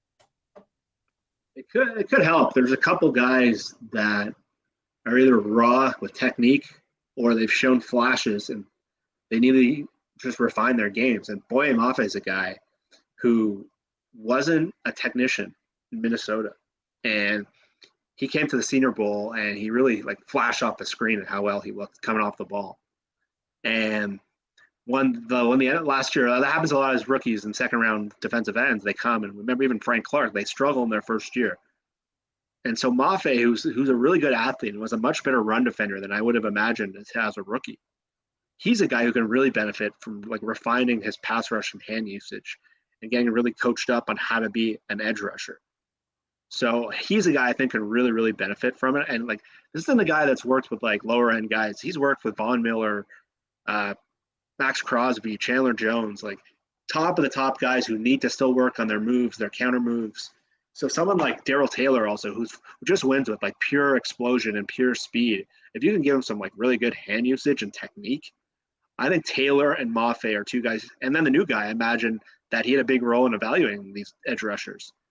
And if they were that high on them, and they seem to be that high on them based on John's comments, I'm guessing these guys that they're very excited to work with because he has the good split and some of the arm length, but he doesn't have that. He's not a bendy, super bendy guy who just he's going to need some work. So those guys I think could really benefit because they need some technique and like to add some stuff to their game.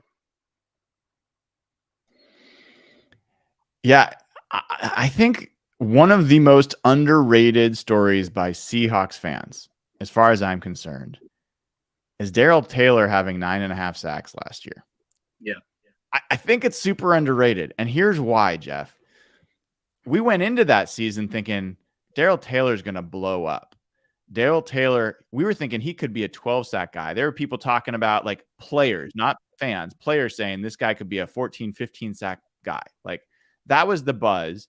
And then he was a absolute zero for the first quarter of the season. He did nothing. He was awful against the run. He was not effective as a pass rusher. It was he got benched. He wasn't even playing. And then he finished the season with a flourish. He got those 9.5 sacks. I'll go back and look for details, but I think it was probably in the last 10 games, last 12 games at most. And so I think that the fact that he blew up is meaningful. Yes, he still has deficiencies, but let's say he gets this better coaching on how to become a better pass rusher. There has not been a great pass rusher in the room for him to learn from. Like there hasn't been that guy there hasn't been a Cliff Averill that's on the team. Sure, Cliff Averill might be around, but there hasn't been the guy that's on the team. So Darrell Taylor could still end up becoming an alpha pass rusher. I don't think you can say any like that was his second year playing. It was his third year in the NFL. First year was a red shirt. But in his second year, he basically was a double-digit sack guy in 3/4 of a season, half a season. There's reason to think this is his last year of his deal. You know, this is a guy that could end up really blowing up for the team, especially if he gets the right coaching. And if you're talking about him being a bigger pass rush factor with Uchenna Nwosu, who already was, and I think is more projectable to continue to be. And we don't like the guys that I don't know, Jeff. I just don't know about Boye Mafe. I know you're a little higher on him than me, so maybe you'll convince me otherwise. But we'll see. And the other guy we don't know about is Tyreek Smith. Like none of us know what he's gonna be. Oh, there goes Charlie Jones. The Seahawks weren't gonna pick him anyway after they got a slot receiver, but he's gonna do some damage with Joe Burrow. Mark my words. That's a really good pick because Tyler Boyd's gonna get too expensive to keep. They're gonna pay Chase and Higgins coming up. You put that guy with all those attention. I think that's really smart. That is a good pick. About the best receiver rooms in the NFL. Yeah, we might drop down to number 2 there. Yeah, that's a pretty good one. That is a pretty good one. That's good. Yeah, for people that don't know Charlie Jones, he is the quintessential slot receiver, little jitterbug guy that is going to get open, make the tough catches, just pierce your heart. A lot of third down conversions. You know, he's not the guy that's going to take the top off, but no. He's a little Julian Edelman like to me, for sure. Yeah, it is. If you don't take Smith and Jigba 1, but it really sounds like the Seahawks were considering Zay Flowers there from the sound. Yeah, that was an interesting slip. You heard that too, right? Yeah, it sounded like that was if Smith and Jigba wasn't there, I think they would have drafted Zay Flowers at that spot. which was something we were pretty hopeful about, but I never thought it was actually going to happen. It just seemed like almost fantasy to get that. So they viewed the kind of pivot the same way all those mock drafts were. So that was kind of cool. But this always seemed like the backup plan, and they had him in for a visit. So you can learn a lot by these 30 visits and what they're doing, because it really tailgates what they're thinking of the draft. And so, yeah, that's one of the better picks in the 4th round. I think he's an impact player with Joe Burrow. Yeah.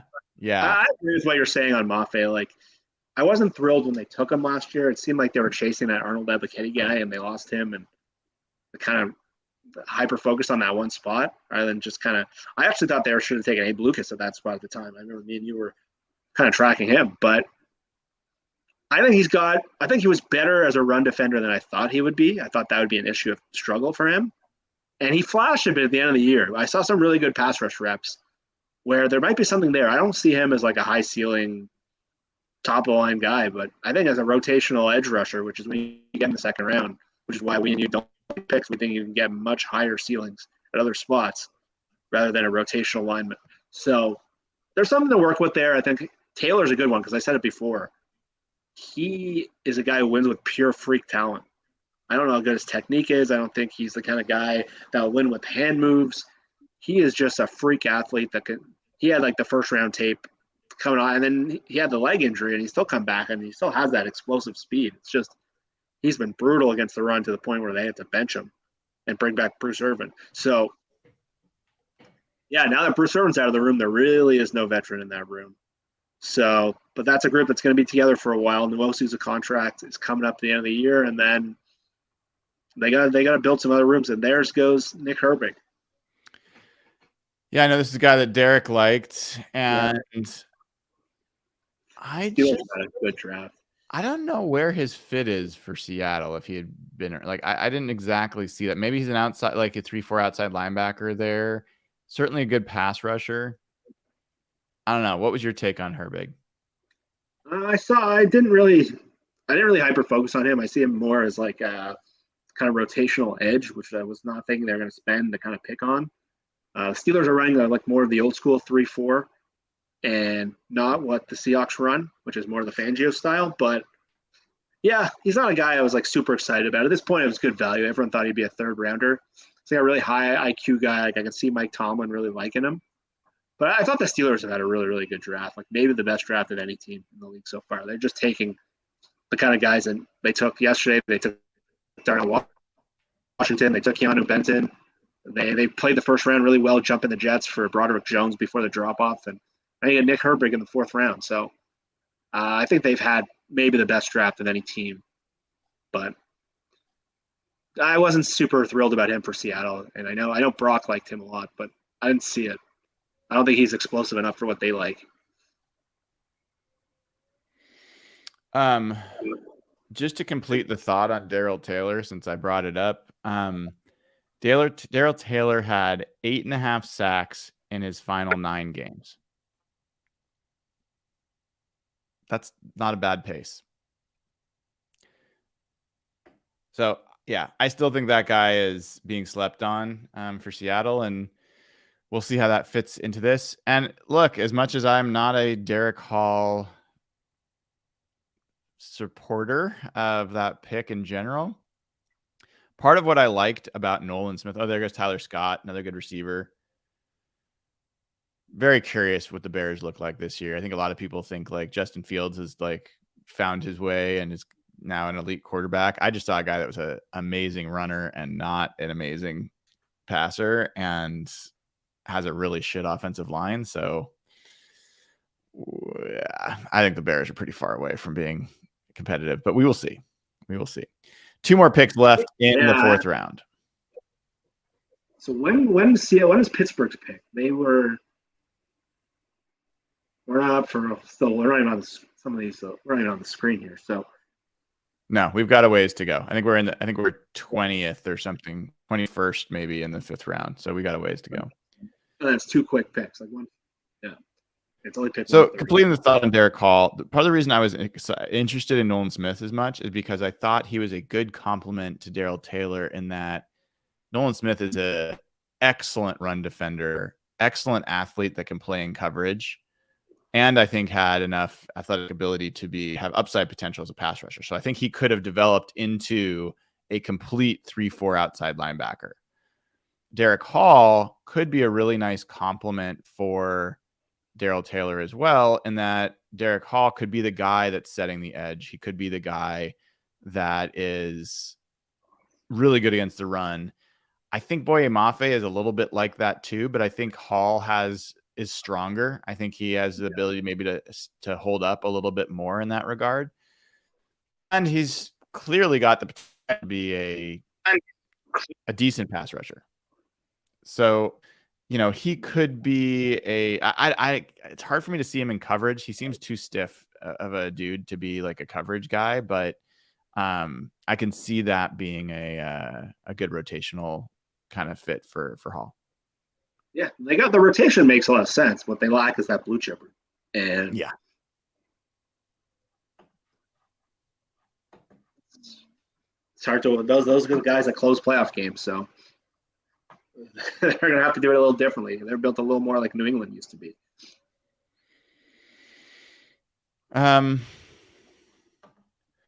So what's your biggest surprise looking at here? I'm going to switch the screen for a second, if that's okay. What is your biggest surprise here in the 4th round, looking at these picks? The kicker went, but Chad Ryland. I'm picking the 4th round.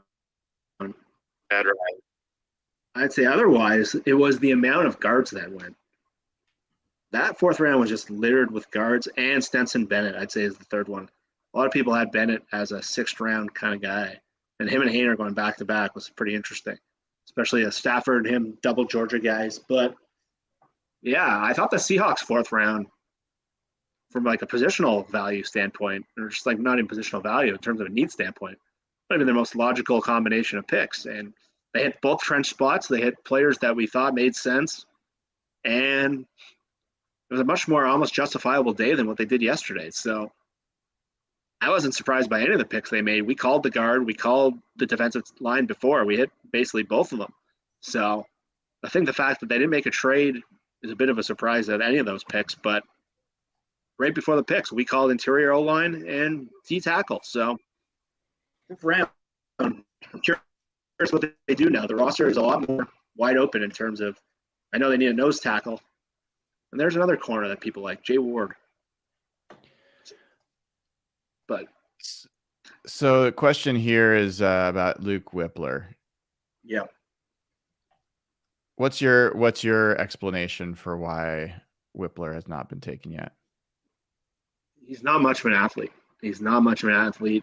He might be one of the things that most people don't understand about the draft, and I want to seem like I know more than people, is some guys that were just really good in college don't project well to the pros. And the whole point of a draft is it's a projection. You're not drafting someone for what they are or what they were last year. You're drafting someone what they're going to be against much ton of different athletes. And Whippler was a really smart, really steady guy, but he's not the super, super athlete. And that's typically what goes. And both the guy from Michigan who won the Outland Trophy and the Remington Trophy, 2 of the most valued positions, has not gone yet either. And was projected to be a 4th rounder. It looks like he's not going to go in the 4th round. So I think Whippler just comes down to he's an athlete, and centers typically that don't have the athletic tools. They go around this spot. Like Jake Brendel's a guy who got a lot of money last year in the draft. The Niners took him, I think, 6th round. So this is a spot where you see centers slip a lot unless they have rare physical talent or rare traits, which Whippler doesn't have either. This is what happens all the time, interior O-line, and this is probably what Schneider thought. They took a guy that had the rare traits but not the kind of the tape in the 4th round. Maybe a pair Evan Brown with a center who has the lower ceiling and higher floor. And maybe we read Whippler wrong. I still like him as a center prospect, though. I'm not going to lie. Yeah, I like Whippler too, and I think you hit a lot of it, Jeff. I think the other piece that I would say there is center's just a low value position in the NFL. And so in general, you have to your point, you have to have something really unique about you to push you higher up the board. And Whippler is not a unique athlete. He is a super tough, edgy guy, plays with a lot of grit. I think has a lot of interesting potential. I don't think he's got like all pro potential. I think he's got his top side is to be a good center for a long time. And that's good. That's interesting. I think the guy from Michigan is similarly interesting and maybe a little bit better athletically. So I wouldn't be shocked if he ends up being one of the guys that Seattle's more interested in. But yeah, it's something that I think mainly has to do with what kind of athlete he is and how the NFL values that. So, this guy Oluwatimi, who's the Michigan center, a lot of guys that watch centers, like ex-offensive linemen, people that scout offensive linemen, they show a lot of his tape. They love the way he pulls. They love the way he moves. He's 310 pounds. He is bigger than Luke Whippler. He was do you know what the Joe Moore Award is in college? I don't know. Couldn't look that, but he won that award. And he's a guy that really moves folks. So it might be that this is the guy over Luke Whippler. There was a time that this Olusegun, I'm totally butchering his name, so apologies. There's times where he was thought to be going in the second or third round, and he's kind of dropped off. I don't know if that was maybe combine, maybe something else, but he could be the other guy that they're looking at. Yeah, there's another quarterback going. So I'm surprised all three of those guys went in the fourth round. Thank you to Brian Laburn for the super chat. Super appreciate it. Again, patreon.com/hawkblogger is a great way to join and can keep being part of the community, get to talk with other fans. And super chats are great as well. Very much appreciate it. One of the guys that you and I were just, like me especially, I was super low on Tanner McKee from Stanford, and PFF had him as like a second round pick. And I was like, what is going on? Yeah. And these quarterbacks are going, and he's not going. So, yeah, that's three now. Bennett, Hayner, and O'Connell all landed in the fourth round. And yeah, we're now into round 5. We're back. Seahawks have 2 picks here. So, yeah, I wonder, is McKee a guy that – I don't know if McKee fits their kind of prospect at all. So, I don't think he's in the radar. He was there in those PFF simulators, and I wonder who the highest ranked guy in the PFF simulator is right now. For what? Just who's the top guys on the board right now? Yeah, I'd be curious. Good question. I'm looking at it right now. We've gone through so many of those.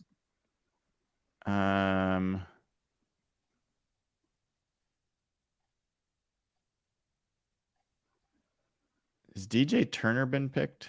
He has. Okay.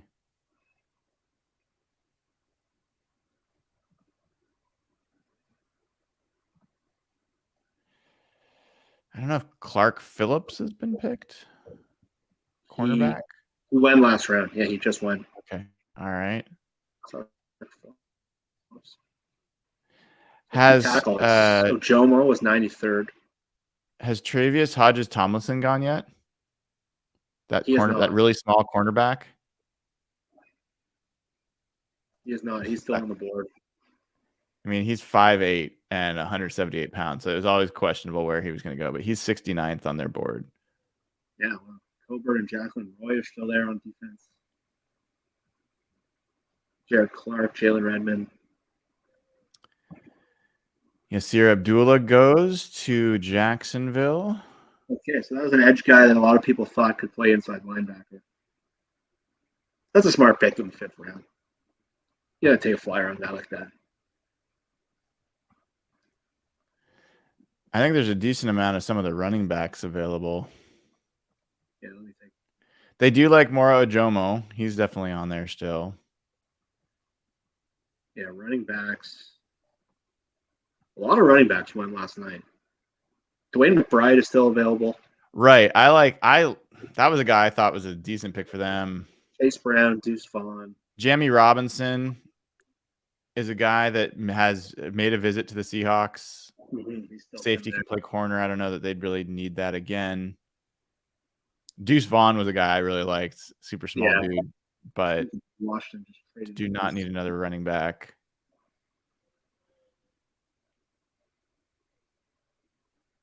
Yeah, we're about 14 picks till Seattle comes up. So you remember when Andre Carter was like a high second round pick? Yeah, he apparently had just a brutal Senior Bowl week. Like he just looked. He's not an NFL athlete right now.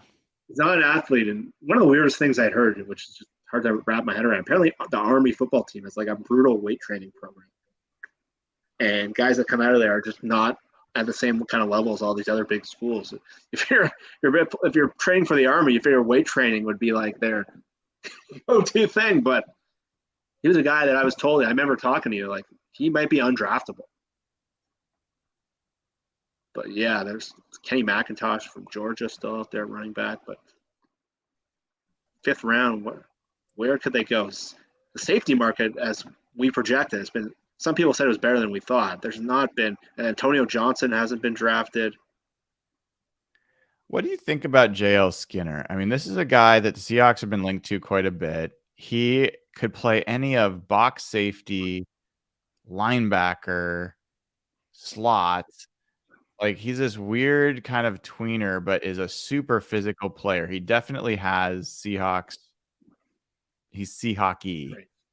But I don't know. Like he has Cam Chancellor vibes a little bit. Well, the one thing that worries me is the Seahawks' constant search to find the next Chancellor. I think that might have just been a once-in-a-lifetime guy. Like they spent that 2nd-round pick on Blair, thinking he could bring that kind of level, and Blair was an absolute flop. He just got cut again last week. So I worry about chasing these once-in-a-lifetime players, and I know a lot of people have tied Skinner to the Seahawks for that reason. So if it's a 5th rounder, I can stomach it a little more than if it was like a 3rd. But I would not be surprised if they saw value in that, because we've seen them try to chase these kind of players that, to me, you're not going to find another Cam Chancellor with this, probably as long as this regime is running here. Those guys, A, don't really exist in the NFL anymore, and B, that was the flukiest 5th-round pick. But this is where we got Chancellor in the first place. So if they took Skinner here, it's much more understandable. I'm curious about Mike Morris. This is a guy I loved his tape. Yeah. I don't know where he fits exactly. That's the thing I struggled with him. He seems like a college player. Doesn't seem like an NFL athlete, and I don't know if he's explosive or strong enough to be an edge defender. And yeah, there goes another one. KJ Hamnery was a guy who kind of fell down the boards a bit. So yeah, it's funny. He went exactly where he was ranked by ESPN, 137. But yeah, Morris is one I didn't love because I didn't see where he played in the NFL. Yeah, he was kind of out of position.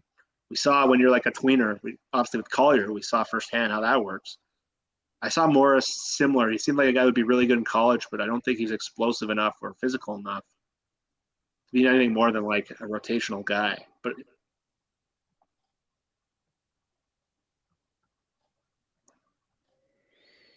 PFF had Witherspoon 4th overall. Yeah, they did. They did. Smith and Jigba 9. So they got 2 of the top 9 players based on their board. Right.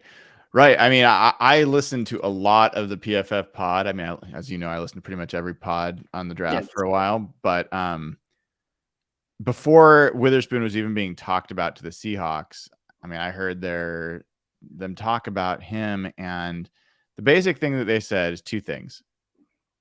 One, they were just increasingly saying this is another blue chip. They thought maybe there were 4, maybe 5 blue chips, and they were adding him to the list. Like his tape was so good that they couldn't deny that this guy was a blue chip prospect. Yeah. The other thing they said that was more concerning was they do these models, and it takes into account how players in college do over their career. And they were having a lot of trouble finding people that had bad freshman and sophomore years or their first 2 years. It was Darius Rush. That then have a really great senior year or a great last year that end up being good pros. And so that's worrying. You know,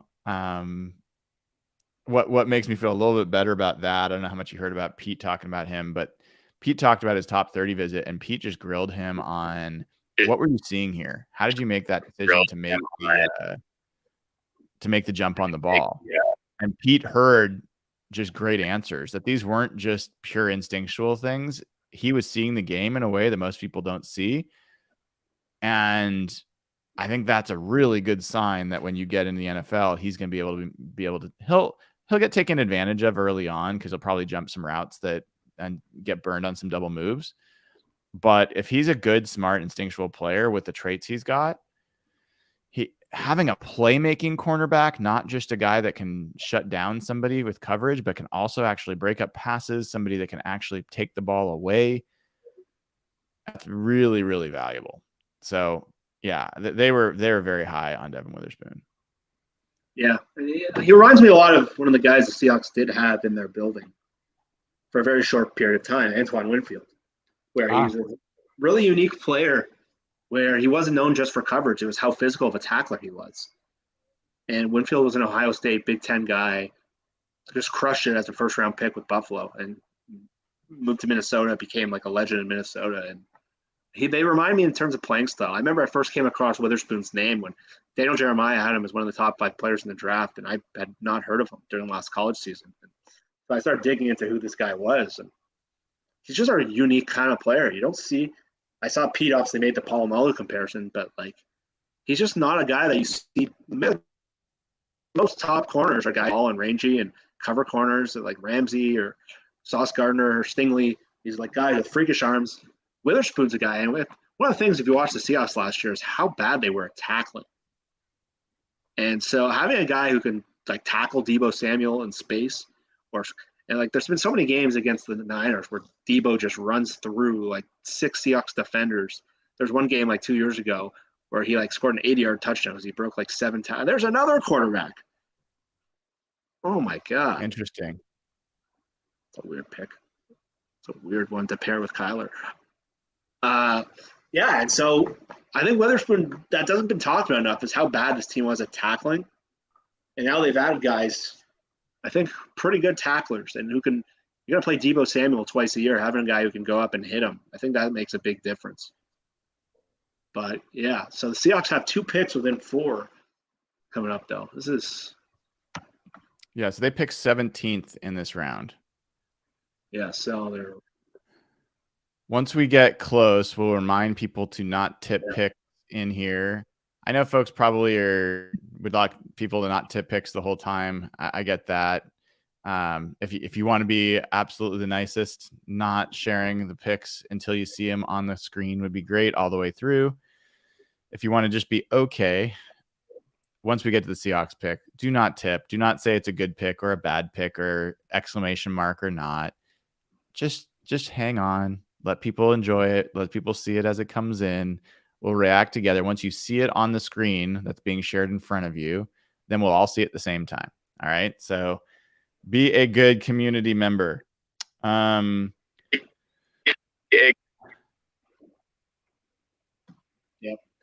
So if there's any way for the Seahawks to get a center here, that would make me really happy.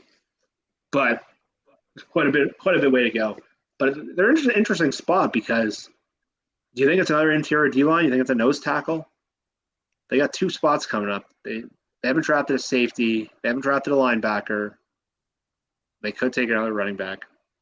They could. They need another one. I think nose tackle is a possibility. It's almost a debate. Center and nose tackle are 2 positions that Schneider just does not value highly. And so if that's true, then he might not draft either one of them. Yeah, I think there's a chance that linebacker jumps up here if they go Ivan Pace or Owen Pepoa. Noah Sewell's still there. Noah Sewell. Maybe they could go Henry Toa. I don't really want that, but I mean, they could go there. The 5th round. Tim Russell pick. They could go DTR. There's been a run on quarterbacks. They might feel like if that's a guy they like, they might have to draft him in the 5th round. That's kind of the round I've been picking him generally for them. They get 2 picks in three really in quick succession. So they have the 17th pick in this round, 151, and the 20th pick. No, mother. Oh, damn it! Wow, way more quarterbacks have gone. Damn it! God damn. So they're not going to take a quarterback, are they? No. I think Stetson Bennett and DTR were the 2 guys that I thought were there's nothing left. No. Meaningful fits. They just got cleaned out. I can't hate it. I think they made the right choices, although I do wonder if Cameron Young would allow. McKee's still there. Who? Tanner McKee's still there. Oh my God, that would be a bad pick, dude. I think that guy is a 0.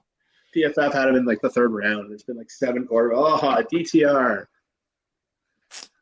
Interesting pick for Cleveland there, right? Yeah, he's going to see Deshaun Watson's backup.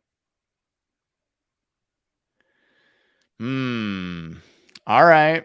I mean, I was sitting there thinking they're going to be worried about quarterbacks going. So that now is no longer a concern. I think they'll go center. I think one of these picks is going to be a center. I think either Whippler or Olusegun, and then going to finally understand how to pronounce his name. Very fired up with that. I think they're going to go center.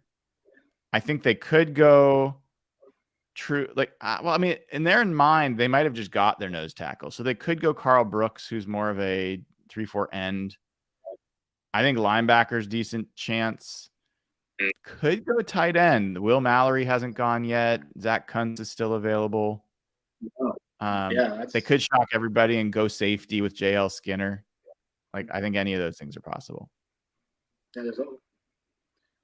Yeah, you got to wonder. Matty Brown just made a point I saw on Twitter that he thinks Cameron Young is really good fit to play like the underlooks. And that's something you've been speculating about, whether they're going to move more towards kind of the traditional fronts that they used to run with Jaron Reed and with Draymond Jones and Cam Young.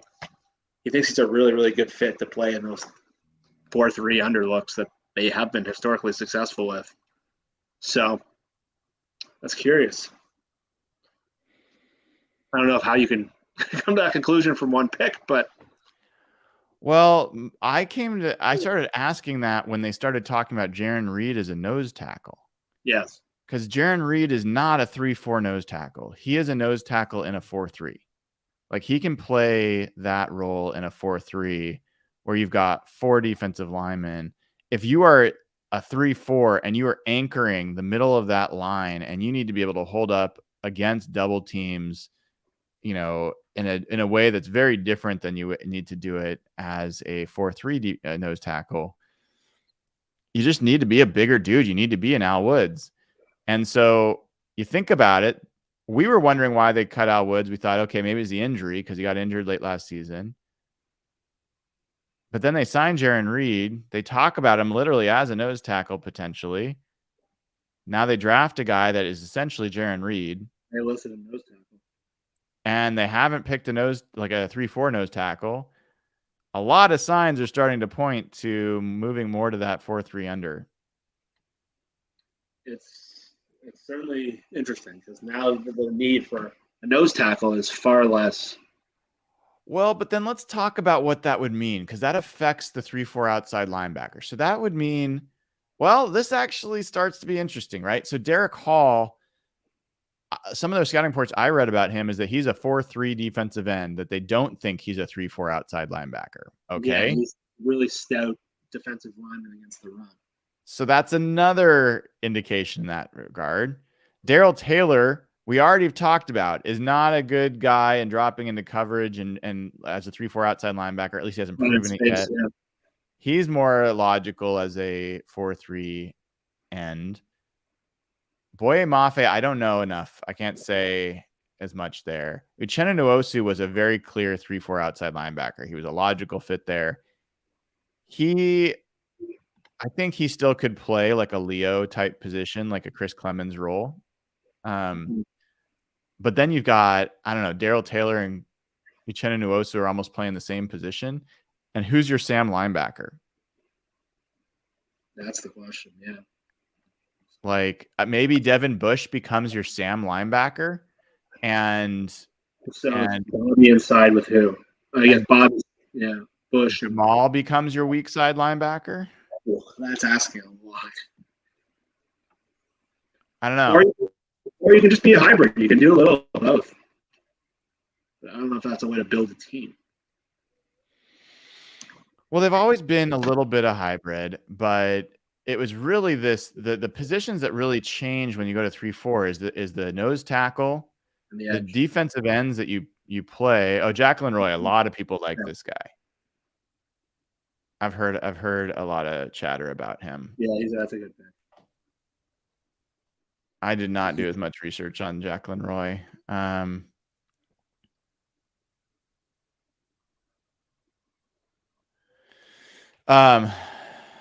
Anyway, so we are at pick 8, pick 142, and the Seahawks are pick 151, pick 17 in this round. So we've got a little ways to go. But that's interesting, Jeff. I mean, if they really are moving back. So I guess Jordan Brooks, if he can come back from injury, I mean, I'm basically just not assuming he's going to be able to play, but he certainly fits as a weak side linebacker. Yeah.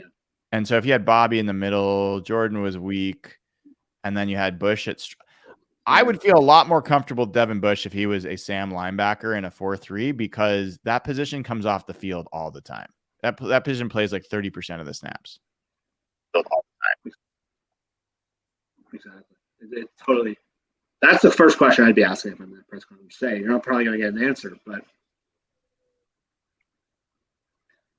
they have the flexibility to go either way on this one, and I think we'll see in this round whether they prioritize nose tackle or not. I think that will be another clue of where they are, because they've had so much success getting those big defensive tackles in the 4-3 under off the street. And that's really where they got Woods, and they haven't really drafted a lot of those guys. Monet was an undrafted free agent. So if they spend a 5th rounder on the nose tackle, it makes you wonder if we're in this round. But I think this round will be really telling with those 2 picks back to back, essentially. You got Detroit in between them. But if they draft like a Jared Clark or a Keandre Coburn, then that starts being like, oh no, they're still doing 3-4. But if they don't draft one of those 330-pound dudes, then the signs are really point in that direction. There's someone in chat saying that the 49ers defensive end is Bosa and the Seattle's defensive end is Reed. That's not right. Jaron Reed's not a defensive end. If they play a 3-4, he might be a 3-4 defensive end, but that's not the same as Bosa. So Bosa's an edge. He plays in a defensive end in a 4-3 defense. Our comparable to Bosa in a 4-3 would be like Uchenna Nwosu or Darrell Taylor. Like the comparable. Still not Nick Bosa, but not Jaron Reed. That's no, Jaron Reed's a 4-3 defensive tackle. He's probably comparable to their version of Kinlaw, who they didn't pick up his option. Well, the other thing that would be interesting about the 4-3 is Draymond Jones and his role there. Yeah. Cameron Mitchell. There goes Cameron Mitchell. Don't know. Draymond Jones could start to fill the really disruptive 3-tech role that, Michael Bennett played. And I always am hesitant to bring that up because every time they get someone, they talk about him being the next Michael Bennett. That's like the chance. But Draymond Jones thing all over again. They're chasing them.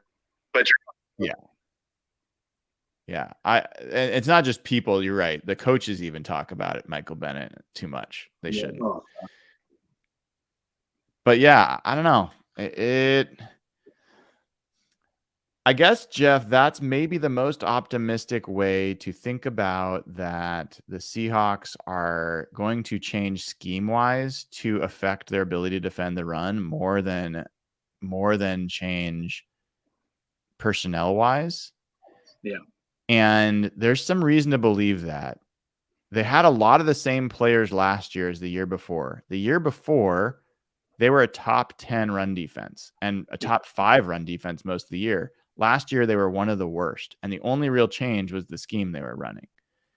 So if they can get back to a more reliable set scheme, reliable run fits, all that kind of stuff, that might be reasonable. That might be reasonable. I still think they have some question marks, but I will even go as far as to say if they're going to do that, Poona Ford becomes less of a bitter taste if they were to bring him back, because I think he fits into that defense in a way that's productive. I do not know this running back. Did not scout him. Israel. Yeah, some people really liked him. They thought he was like an emerging player. I know some of the fantasy people spend a lot of time on these running backs and where they're going to go in like dynasty drafts. So this is a guy that some people like. So all the fantasy people were very pissed at the Seahawks last night because Charbonnet was a guy that they had been earmarking for a fantasy role at next year. And now not only does he not have one, he eats into walkers. But yeah, I don't know much about this guy. He's a guy that's he probably profiles as a backup, second tier running back. Brees Hall's there coming off an injury. So not a guy I really put a lot of time into, to be honest. I had my guys at running back, and this is typically where it does make sense. The 5th round is probably where running back should probably start going. But, yeah, again, Whippler, the Jets took Tippmann, so Whippler's not an option. I'm trying to look at the teams ahead of us now. Who might need a center here? There's 8 Carolina more picks. drafted Zavala. Yeah, Zavala, it's definitely a guard. New England drafted Andrews, so they don't take a center. They're not going to take a center. Carolina's next. They signed Bradley Bozeman back. New Orleans, Tennessee, Chicago, Green Bay, Buffalo. So those are a couple in front of them where we'll see. That becomes they're earmarking a center here. And then after them, Detroit, Tampa both don't have center needs. So they could take someone and then leave the center for the next pick. But who knows? They might not even take a center at all here. I'm starting to think getting more and more confident is going to be a linebacker. Yeah, that would make sense. They don't have anyone beyond this season at linebacker. Brooks' option, I'm guessing, is not picked up. Bobby's on a 1-year deal. Bush is a 1-year deal. Who else is there? Radigan. I think it's an RFA. Right. So if you're talking about like good position groups, that's a horribly built position group. It's pretty bad. Because you can't give Brooks $12 million as a 5th-year option. Okay, here's another card people like. Mafi was another guy I was interested in. Another one of those big dudes. I certainly like Bradford better. So do I. Bradford pick stands out more and more as like just in terms of value, upside, and just like the caliber of player he might be. That was a really good pick. That was a really smart pick. I will tell you a pick that I would be very excited about. Pretty much the rest of the draft, they make it, and it's not a pick of need. No. But I still think if they can get Andrew Voorhees with one of these picks, he is a high talent dude that you're basically banking for later. And at this point in the draft, you shouldn't just be picking for need. You should be just trying to get highest potential available. And then also special teams. He's obviously not going to help there. But that's why I think linebacker is pretty likely here. Oh, yeah, Ivan Pace seems like a special team. But Voorhees is a guy, like if they somehow could get him in the 6th round or something like that, I think that'd be a pretty cool pick. Mm-hmm. Yeah.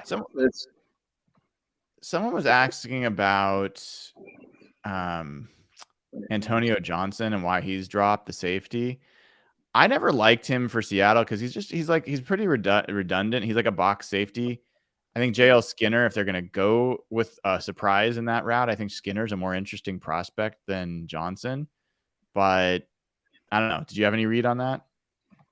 Yeah, he just seemed like an odd fit for them. And they have like a kind of bunch of versatile guys outside of Jamal, who's a little unique in the way you can use him. He's sort of a Swiss Army knife kind of guy. But I don't really see the fit. But once they signed Julian Love and they put more money into that position, I never really considered he was the guy who was supposed to go in like the third round. So I never really understood where he'd play, but I don't know how much time Jamal has with the franchise. His contract seems to indicate that next year might be the way out. So drafting a safety at some point might make sense, but it might be something you could also push to next year.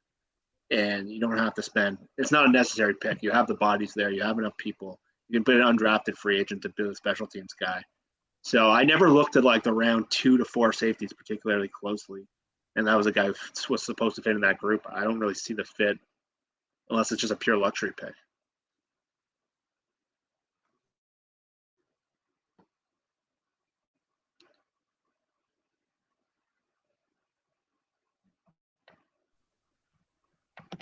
Brian, you still with me? I am trying to fix my internet a little bit. Okay. Thought I lost you for a second. You did.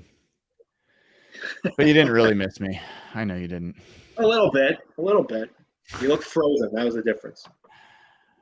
I mean, these are the areas where you could start talking about the Carl Brooks, the Ajomos, those kind of guys. If they want, I mean, the reality is, Jeff, they need as many defensive linemen as they can get. So it wouldn't surprise me if they add to the pile here on the defensive line, because they just, even if they're low likelihood, they just need to get some dudes.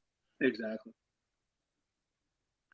Do you have a list of their top 30 visits? It might be interesting to see who of their top 30 visits are still available.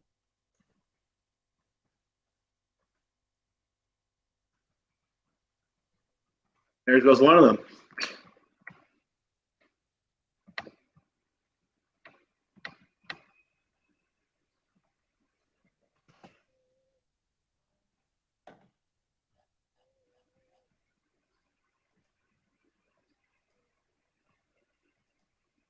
I'm trying to find it.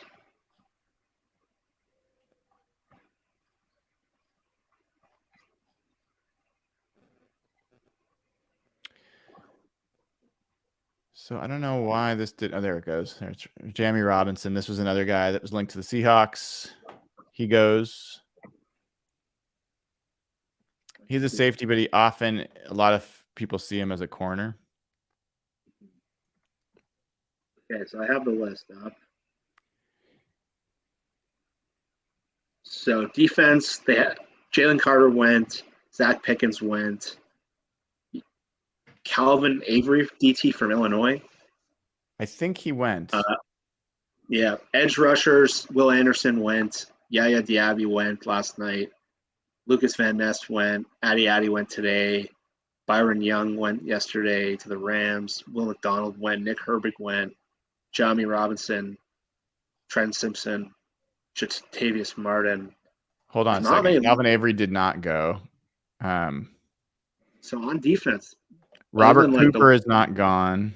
Yeah, Cooper's left, Avery's left, Jordan Howden is left, and Jarek Reed and Drake Thomas, the linebacker from NC State. On offense, all of the offensive linemen they visited have left, and Charlie Jones left. So no offensive linemen left. They did meet with that Jake Andrews at center, so I always wonder if that was one of their options. Yeah, it's pretty much special teams level linebackers and D linemen. So yeah, they're most likely free agents that they're looking at. Yeah, they're likely wiped out on that front. So this could be anything, really. So they're up in New Orleans is on the clock. The pick is in, which means 5 picks till Seattle. Yeah, after the Saints pick, they've got the Titans, the Bears, the Packers, and the Bills. Yeah. Really interesting. I'm just shocked that the Seahawks have not moved around the draft board more. No, it's been bizarre. Other than the trade with Denver, this has been like the anti-John Schneider draft. Either the board is getting away from him or falling in his favor. But he likes to manipulate these things, and I was shocked they weren't able to trade down from 5. I was really shocked they didn't trade down from 37. That one's I thought you said it too. That one seemed there was like a long list of guys I thought would have been draftable at that spot. Where I was stunned they weren't able to trade down there, and then other teams were able to trade down twice right after them. So that one shocked me. They must have had Jaron Hall, or not Jaron Hall, whatever his name is. Hall is a first-round pick. Derek Hall. Jaron Hall's the quarterback. Who's from BYU. He's still out there. And there goes one of the top 30 visits. So these names are going quick. That's back-to-back Seahawks safeties. So they might have just been sniped, potentially. Hold on. Those were their both safety free agent visits. 5th round has been a very good round for the Seahawks through the years. Yeah, Sherman, Cam, Woolen. Let's take a look at 5th round picks for the Seahawks. Last year, it was Tariq Woolen and Tyreek Smith. Woolen certainly hit. Yeah. Back in 2020, it was Alton Robinson, who's had his moments. Yeah. 2019 was Ben Burke-Irvin. 2018, it was rough. Shaquem Griffin, Trey Flowers, Michael Dixon, and Jamarco Jones. Yeah, I actually argue that's a really good fit for him. 2016 was Quentin Jefferson, and if you ask Evan, that was a good one. And Alex Collins was also 2016. This is a remarkable hit rate in the 5th round. Like in the 5th round, you're hoping to get a special teams player or a rotational player in the NFL. You're not like someone like Quentin Jefferson or Trey that's Flowers. A good value in the 5th round. That's a very good 5th round pick. Yeah. 2015 was Ty Smith. 2014 was Jimmy Staten. 2013 was Jesse Williams, Tharold Simon, and Luke Wilson. I think reasonable. Okay. 2012 was Corey Toomer. 2011 was Richard Sherman and Mark Legree. And then 2010 was Cam Chancellor. So that's 5th round has been pretty friendly. I would bet Seahawks probably have the best 5th round value in John Schneider's tenure of any team in the NFL. Yeah, if you mentioned those AV scores, like they would have to be way ahead. I mean, just Richard Sherman and Cam Chancellor alone. Yeah, then you had Woolen in there. Yeah, right. They got a couple of years out of Flowers starting. Jefferson they had multiple times. But this is a variable. It's a variable round. They've gone defensive tackle. This is where they've gone for some like run stuffing, Jimmy Staten kind of guys, Jesse Williams kind of guys. Corner and safety has definitely been. This is a place they've looked for that. They've already gone corner. They have not gone safety, so maybe we're just sleeping on this, and maybe they will go like a JL Skinner or something like that. Yeah. Another thing, there didn't seem to be a lot of offensive linemen in that list.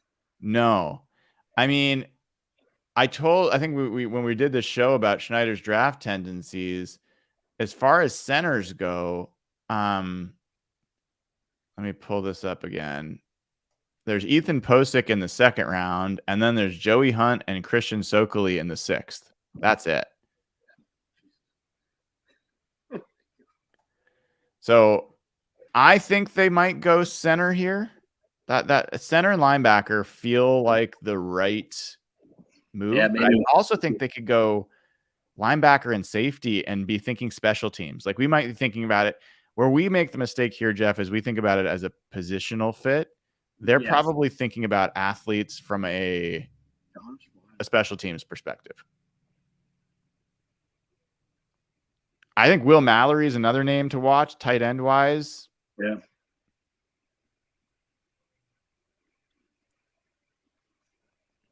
Yeah, basically every defensive lineman we talked about in the last pick are also sitting here. So right. Basically, I don't think one has been sniped since the last time we chatted on that.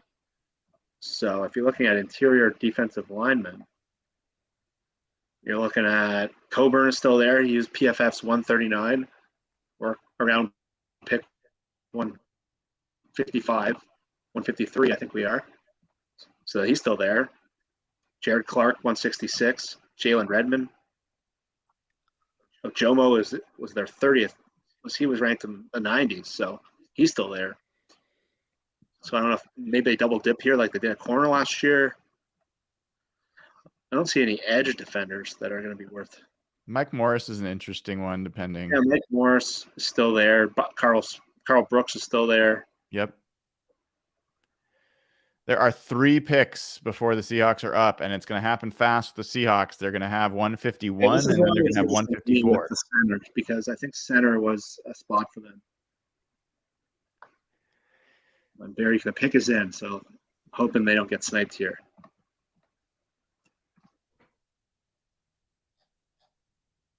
And as we get closer, folks, I'm going to remind you, please do not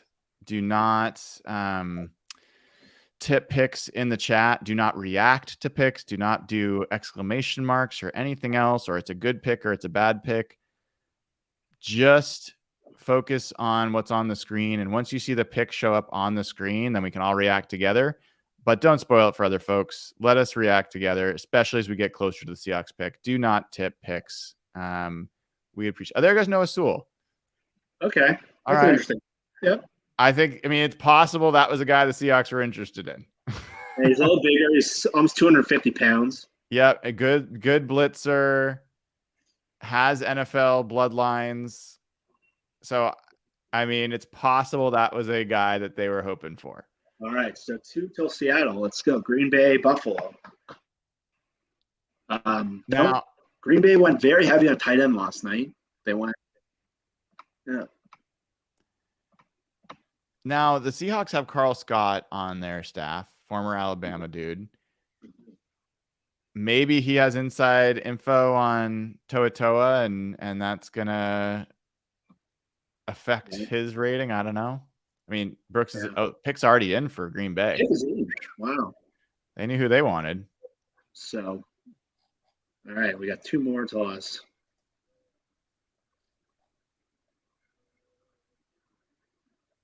Let's see. Green Bay's drafted a lot of white players. They're probably happy to stay in Wisconsin. That's kind of on brand for Wisconsin. It is. So Daniel Jeremiah's best available. He just put out a tweet. Toto is number 1. Yeah, people in chat are talking about Eli Ricks. I mean, that was a guy that I really liked for the Seahawks as a press corner. I just don't know that there's any space to draft him. I mean, I think he's a great fit for the Seahawks. I just don't know that they need him. No, they don't really need him. There goes another quarterback. Whoa. Wow. Sean Clifford was the guy who was like being brought up as like the Will Levis sucks thing because he couldn't beat this guy out at Penn State. That's right. He was not a draftable player on his ranking. Tanner McKee just went, whoa. That's a stunning pick. That's stunning. He didn't even have a ranking. I mean, Mike Rob from the old Seahawks, was on NFL Network just a couple days ago saying, you want to know why Will Levis is falling? In my opinion, this is his opinion. You know, Michael Robinson's a former Penn State quarterback himself, and he's like, Will Levis could not beat out Sean Clifford at Penn State. And nobody's talking about Sean Clifford as a guy in this draft at all, is what he said. So that was used as ammunition against Will Levis, and here you go. Sean Clifford finds his way into the draft. Maybe Will Levis ended up helping Sean Clifford instead of the other way around. Maybe they spend more time studying Sean Clifford. Wow. PFF's Tanner McKee grade might be one of the worst draft grades. It was so weird, man. Every time it kept recommending in the second round at pick 37, and I'm like, this guy is like average Joe. He has no meaningful upside. I don't get it about him. I had him as an undrafted free agent level pick. It was in. Oh my gosh. Okay. Do not tip picks, everybody. Do not look at Twitter. Turn your phone over. Do not tip picks. Let us all see it. Once you see on the screen that's being shared what the Seahawks draft pick is, then you can react. Do not put, this is a good pick or a bad pick. Do not put exclamation points. Do not do anything like that in chat. Just watch your screen. It's okay. You're not going to be like, no one's going to celebrate that you knew first. Just let us all watch it together. It'll be more fun that way. Appreciate it. So the Buffalo pick is in. And there's going to be a lot of options here for the Seahawks, no matter who Buffalo picks. I can't believe Sean's who do you want? I said Luke Whippler like 4 rounds in a row. So it's him. Other than that, I don't know if there's like a guy who jumps off the page for me. It's a lot of the defensive tackles and linemen, like I'd be fine with. You know, Jomo's a guy I liked a bit. Coburn would be interesting, but Whippler's the one that jumps off the page to me because I think he could be a day one starter for them. So how about you? Any? I mean, that's got to be it. I mean, as far as who I want to see. I mean, I do like Ivan Pace quite a bit, so I would be pretty excited if he was one of the guys. I think he has the potential to be a starting level dude. Justin Shorter, cool. You can have him, Buffalo. We do not need more receivers. Receiver, I don't think Seattle's going to be a big focus for him. All right. So, I mean, honestly, they could go in a lot of different directions. And this is where I got so bummed yesterday. There were a lot of different directions they could have gone. What's that? Oh, the pick's in. Holy shit. Well, they got another pick coming up really quickly. So yeah, we're up in 2 spots after. If this is Luke Whippler, look at that picture of that dude. I mean, tell me you don't want. He looks like what is that guy, the Hollywood actor that shoot. Kevin James? No, I'm thinking he does look a little like Kevin James. He looks like Kevin James. Not Seth Rogen. Who's the guy that looks like Seth Rogen? That's driving me nuts. Someone in chat. Who they have the best fit last time? I can't remember.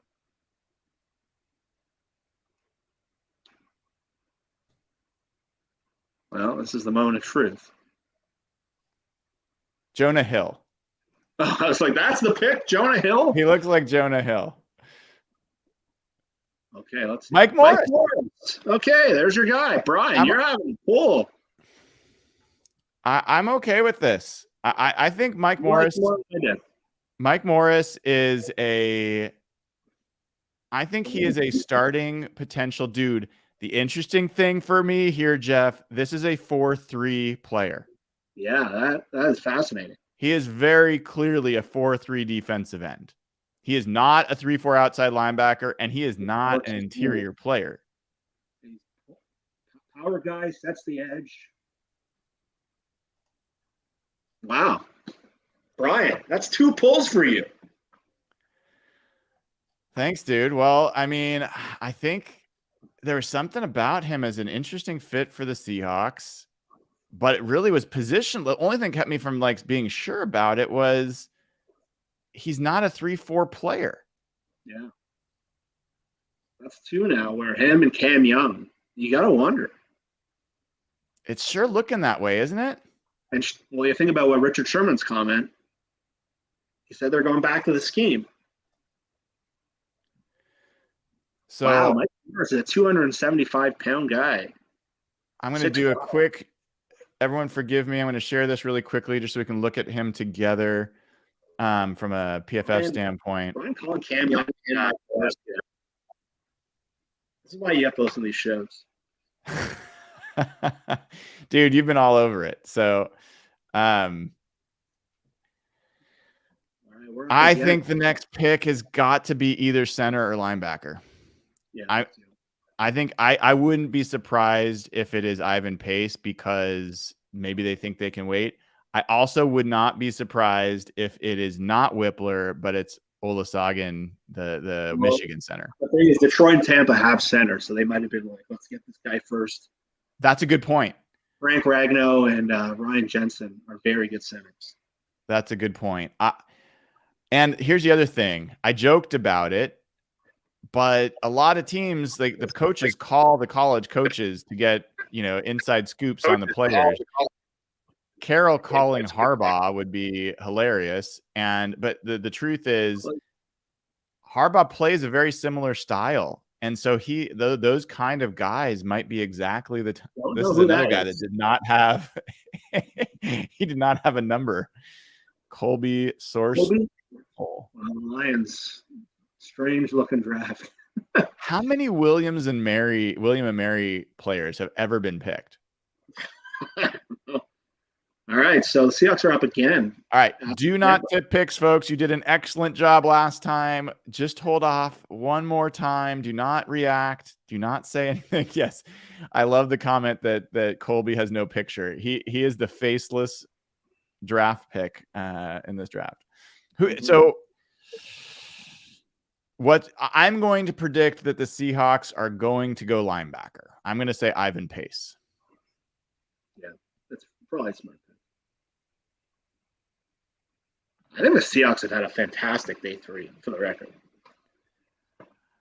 I think it's good. I really like their 4th round. I think Mike Morris is a good pick. Players their 4th round. Yeah, sorry. Go on, Jeff. No, I just think I like the players they're taking here. These guys he's not an athlete, Mike Morris. He's like a 5 out of 10 on the RAS list, but I think they're drafting dudes. Yeah.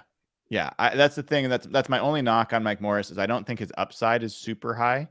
No. But as a 5th round pick, if you were to say, am I going to bet that Mike Morris or Tyreek Smith is going to be the guy that wins out, I'll put my money on Morris. I think Morris is a dude. I think he gives me a little bit of like Rasheem Green kind of vibes, like a good rotational player, tough dude. So we'll see. He's not super explosive yet.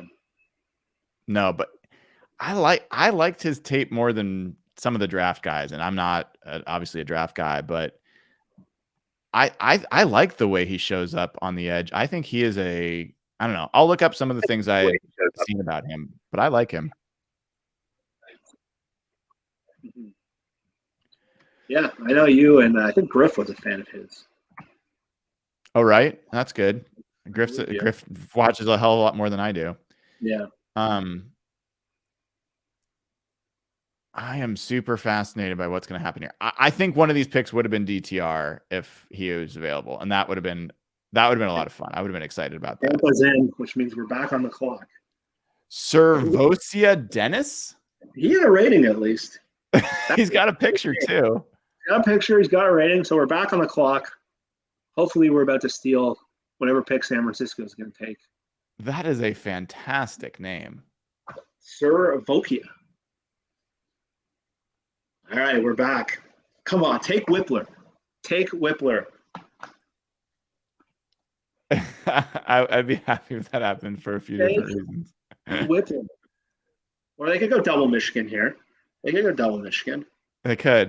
It's Joni Hall / Kevin James is just. The pick's already in. Pick is in. So maybe this gives some credence so they knew that center was coming. Poor Henry Toa, who's had his face as best available for like a day.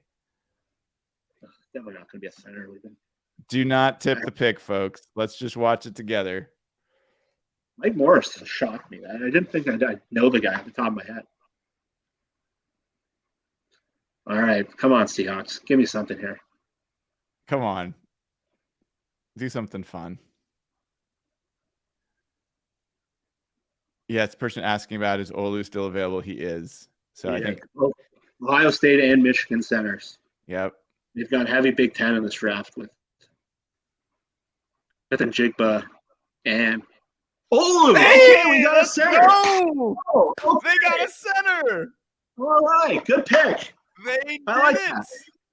That's a good pick. This guy can play.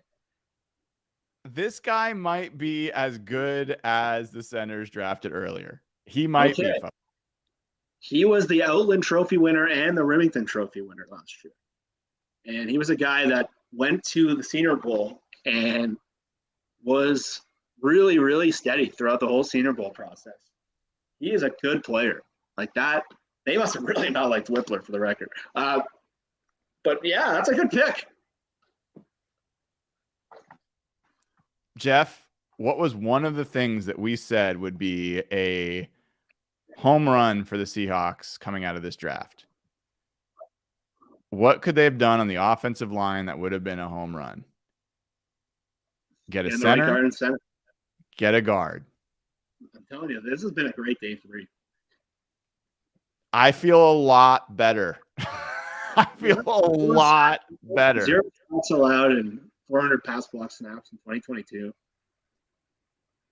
John Harbaugh's probably pissed. He's got to call those players and tell them about how fun Pete Carroll is to play for. But they just went double Michigan. Smith and Jigba might not be thrilled about it, but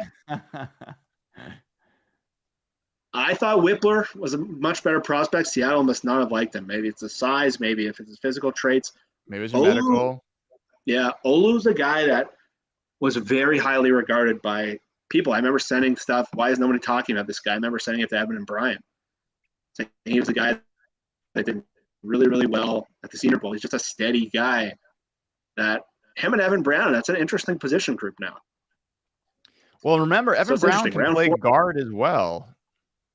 Yeah, Olu's a really interesting guy. Just a guy who can play. I'm really happy with that pick. It makes me feel a lot better. I'm right there with you, dude. I'm actually scrolling through my Twitter feed because I tweeted out a video of him playing a few days ago as a guy that I thought could be a fit for Seattle, and the video is pretty cool. The wildest part so far is that a fit for. Oh, here we go. This is from Duke Manyweather. So let me I'll share Duke's this screen for a second. Yeah. So let's make this full screen here. Look at this guy. He's a physical dude. This is just obviously one clip, but he's a mover. He is, and he's played for a tough guy,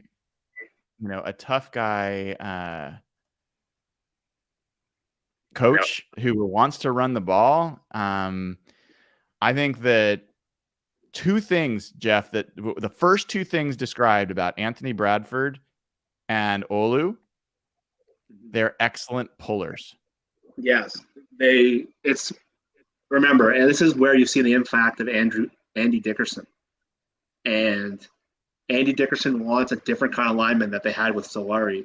And they want a lot of the guys the Rams had were low round picks. They had a lot of guys off the street level free agents that could move. And it's a little different than the bigger, stronger, physical maulers.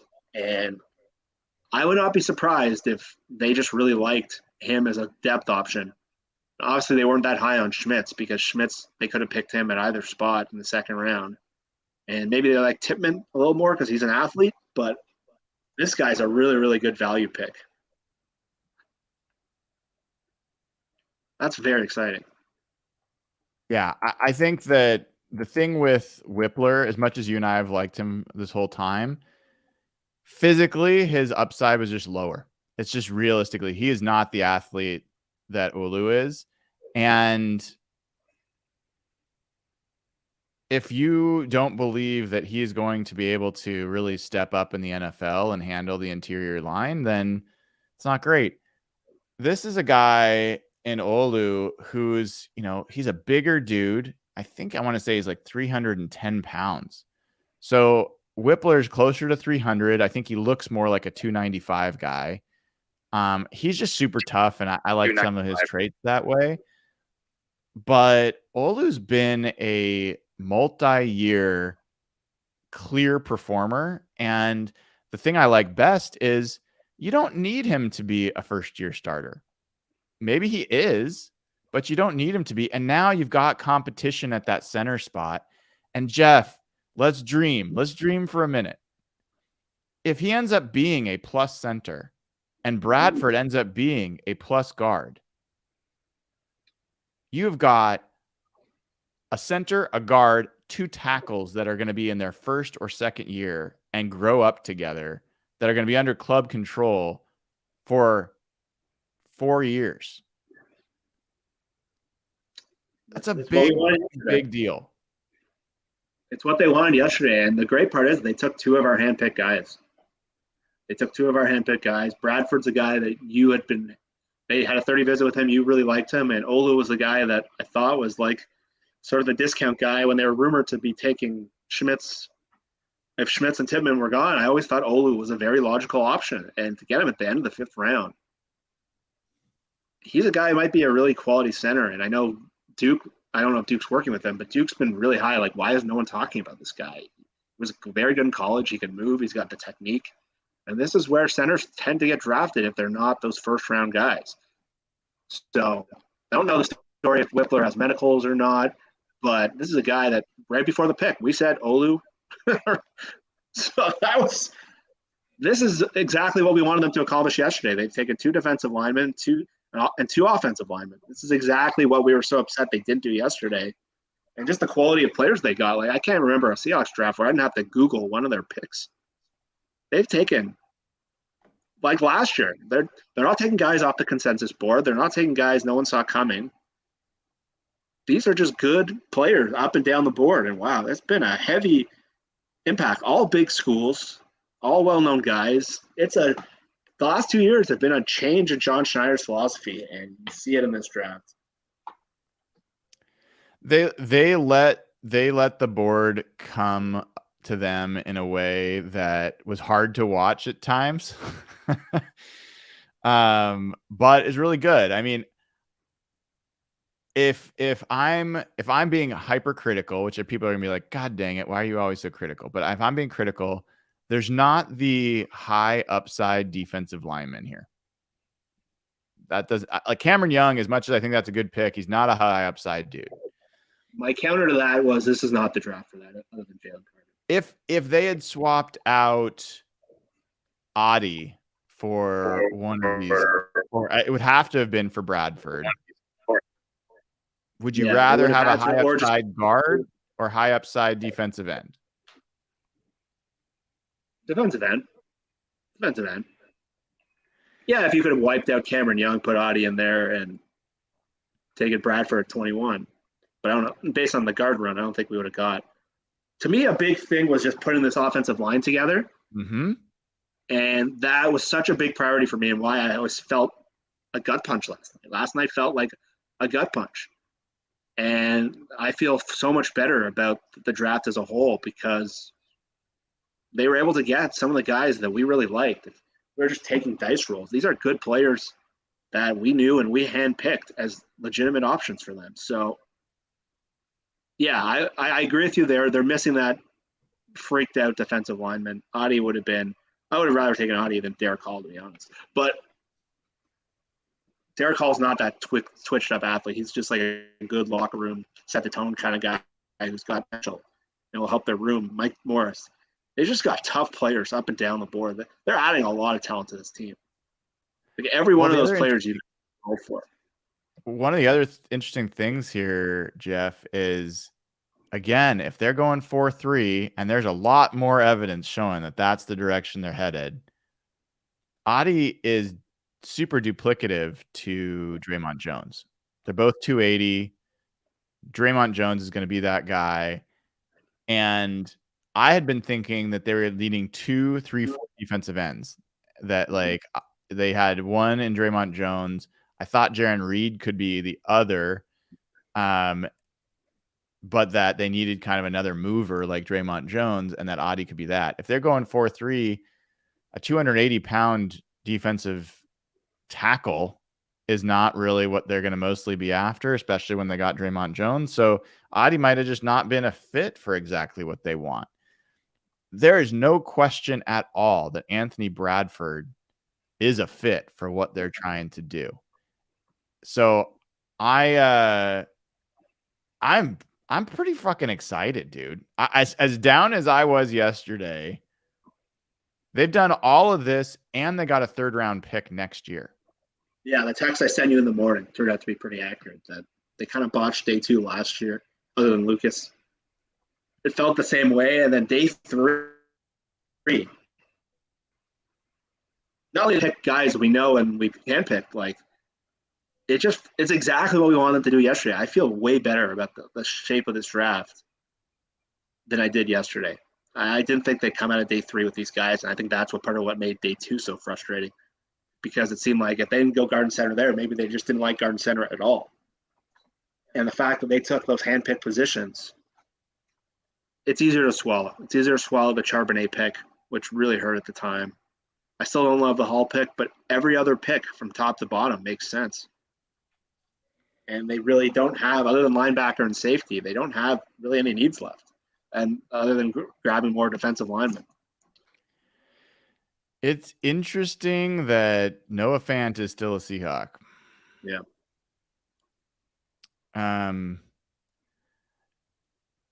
Yeah, we'll see how that all plays out. They're gonna have to find some. They're gonna have to find some cap space somewhere, and if it's not going to be getting rid of Noah Fant, then it's going to have to be extending Uchenna Nwosu. It's going to have to be restructuring Jamal Adams. Oh, listen to this, Jeff. In the conference call with Mike Morris, he said that he is up to 295 pounds, and the Seahawks wanted him to get bigger. So he's an inline player. Now, see, this is part of what I think is interesting with Morris. If he is getting that big, I think some of his skill set could be really interesting on the inside. So 290, does that make you think 3-4 end? It does. It definitely does. So, I mean, he's now up there close to Jaron Reed in size. Yeah, that's really interesting. He's just a kind of a nasty guy.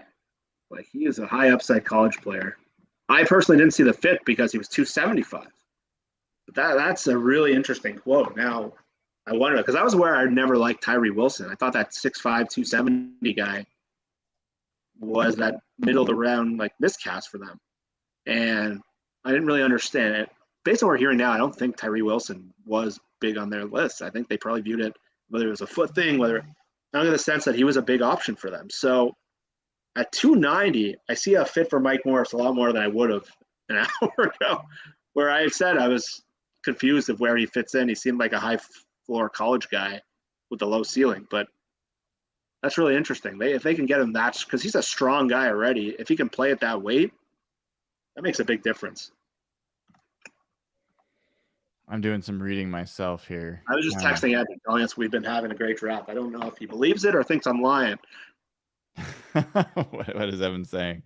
He just wrote, when he wrote seriously ... I don't know if he agreed or if I think I'm lying.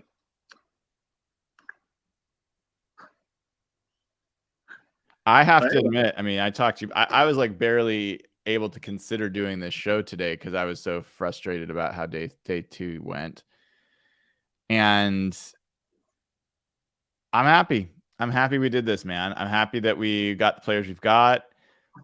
I think that we've got at least one guy that has super high upside. I think Bradford has the highest upside as an athlete. I don't think the rest of these guys have super high upside athleticism.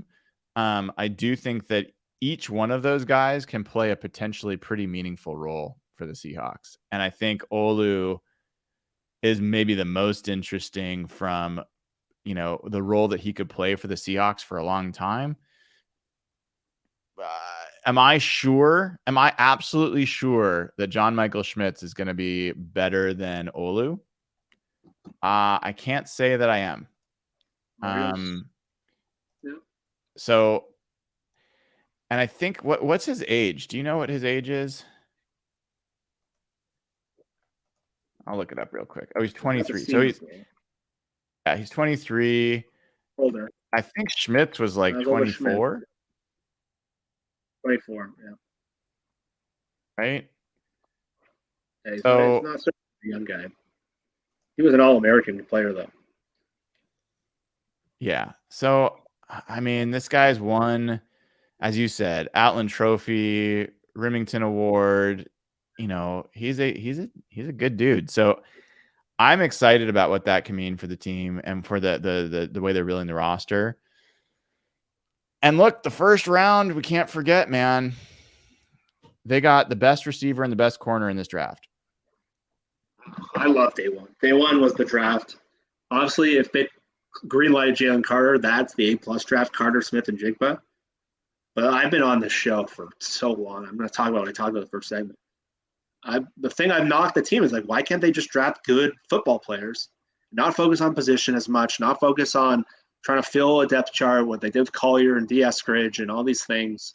Just get these and they took 2 of the top 9 players on PFF's big board, and they're just awesome players. Like, if you've watched Devin Witherspoon, he's the most fun player in terms of the film in this draft. Smith and Jigba has been my guy since we've started this process. Pick 20, I was hoping the whole time that they'd get him. I didn't think there was a chance after Green Bay moved up those couple spots, and then the Jets came, and I didn't think there was a chance he'd be there. So day 1 to me was as happy as I've ever been coming out of a Seahawks draft. Day 2, I was pretty. Someone called it a mad draft yesterday. I thought that was an over. I was much lower than mad. So the fact that I was able to celebrate a few picks on the show for the last 2 hours, pretty exciting. Total change in my mood from yesterday. I hear you. So with the 6th and 7th round picks as the only picks left to go, we won't be on for those, but I'm curious, anything that you're hoping to hear for those picks? Any preferences there?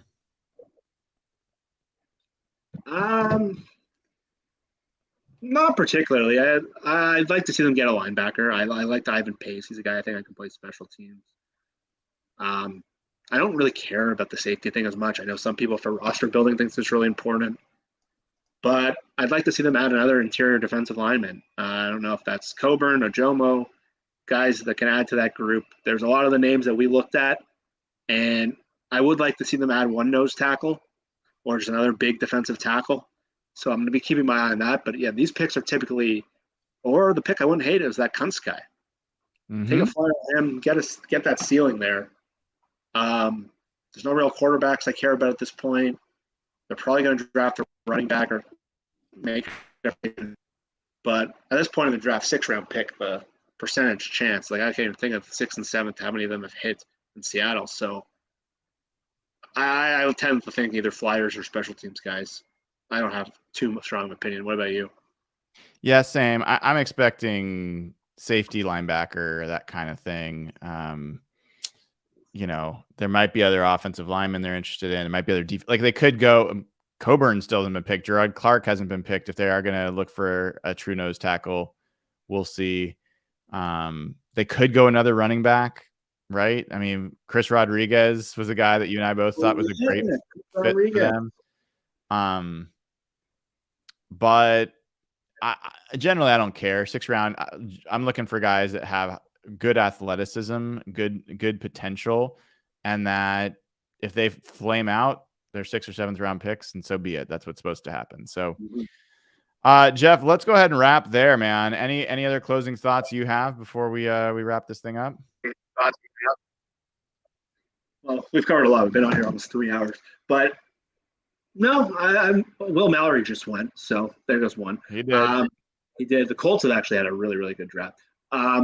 No, I'm really happy how this went. I'll always be curious whether Anthony Richardson would have been the pick at 5, and that'll always be an interesting situation. But I think we've seen some trends. Shiner has not been trading since kind of that Jody Allen room. I don't know if that was a takeaway from them or something that Shiner's done differently, but they haven't moved up and down the board. And John's drafted totally different the last 2 years. And I don't know if that's the impact of Jody Allen and they had that famous meeting where they chose Pete and John over Russell. But they've been doing this draft differently. And the kind of guys they're not taking, they're really going with this best player available thing. And then today they focused on positions of need. And so it's really interesting to see if they draft differently, if there's anything that comes out. But I think it's been interesting to just see the drastic change compared to some of the years where we've absolutely hated their drafts. Hated. And other than really the Charbonnet pick and I think the Hall pick you can pick there's a lot of qualms there. But it's just been a drastic difference that the Russell Wilson trade brought to this franchise. And it's really cool to go from what I thought was a super bleak roster situation to what we were talking about early in the show. It now created a lot of positions of strength, and potentially this O-line is now back on the board where we were saying it was a fringe thing before. So not the blue chip kind of prospects, not if you got Schmitz and Mouch in the 2nd round, but they got some players that are really interesting to watch now, and they've just completely reshaped their whole roster in the last 2 years thanks to this trade. and it's really exciting. I think those are all great call outs. And it's been so much fun prepping for this draft, dude. Appreciate having all this time with you, obsessing with this. And yeah, I mean, the only reason we had some of these picks called is because we've been exploring every nook and cranny we could and thinking about how the Seahawks needed it. One of the most interesting stories is going to be watching what is the defensive scheme that they're going to run, because it is still not clear. We thought we knew Mike Morris. Now he's 295. Now not sure. Like, I don't know. That's going to be a fascinating piece. And, it looks like the Seahawks are going to exit again without drafting a quarterback. Everybody that thought that they were going to be getting a quarterback because of Geno Smith's contract and Drew Lock's contract, and Geno Smith's not the guy. I do not believe that they looked at it that way, and it's looking like that's the case. So, yeah, I'm interested. I'm interested. I think that my general feel for what this draft means is that the Seahawks have taken a meaningful step forward. I don't think this is the draft that will get them to a championship contender status necessarily. Yeah. I think they need another offseason to get there. I think that the 49ers so far have absolutely blown this draft. And I think their secondary still looks really suspect in my eyes. So you put a suspect secondary with an improving offensive line, improving run game, and better receiving core for Seattle. I get interested in how that matchup's going to look. Have the Seahawks closed the gap with the 49ers this year? I think they have. I think that obviously Hargrave was a big get for the 49ers. I think that Draymond Jones plus Julian Love plus these draft picks compared to the 49ers picks, I think the Seahawks have made up more ground on that team. So looking forward to seeing this all play out. I appreciate everyone who tuned in, everyone who did not tip picks and let us have all this as a shared experience. That was awesome. Please hit the like button before you head out. Click subscribe. Go over to patreon.com/hawkblogger. Sign up right now to get access to the Slack channel where the conversation will continue. And we will have additional podcasts coming in the coming weeks to analyze this draft and have other conversations. But until then, have a wonderful rest of your weekend and go Hawks.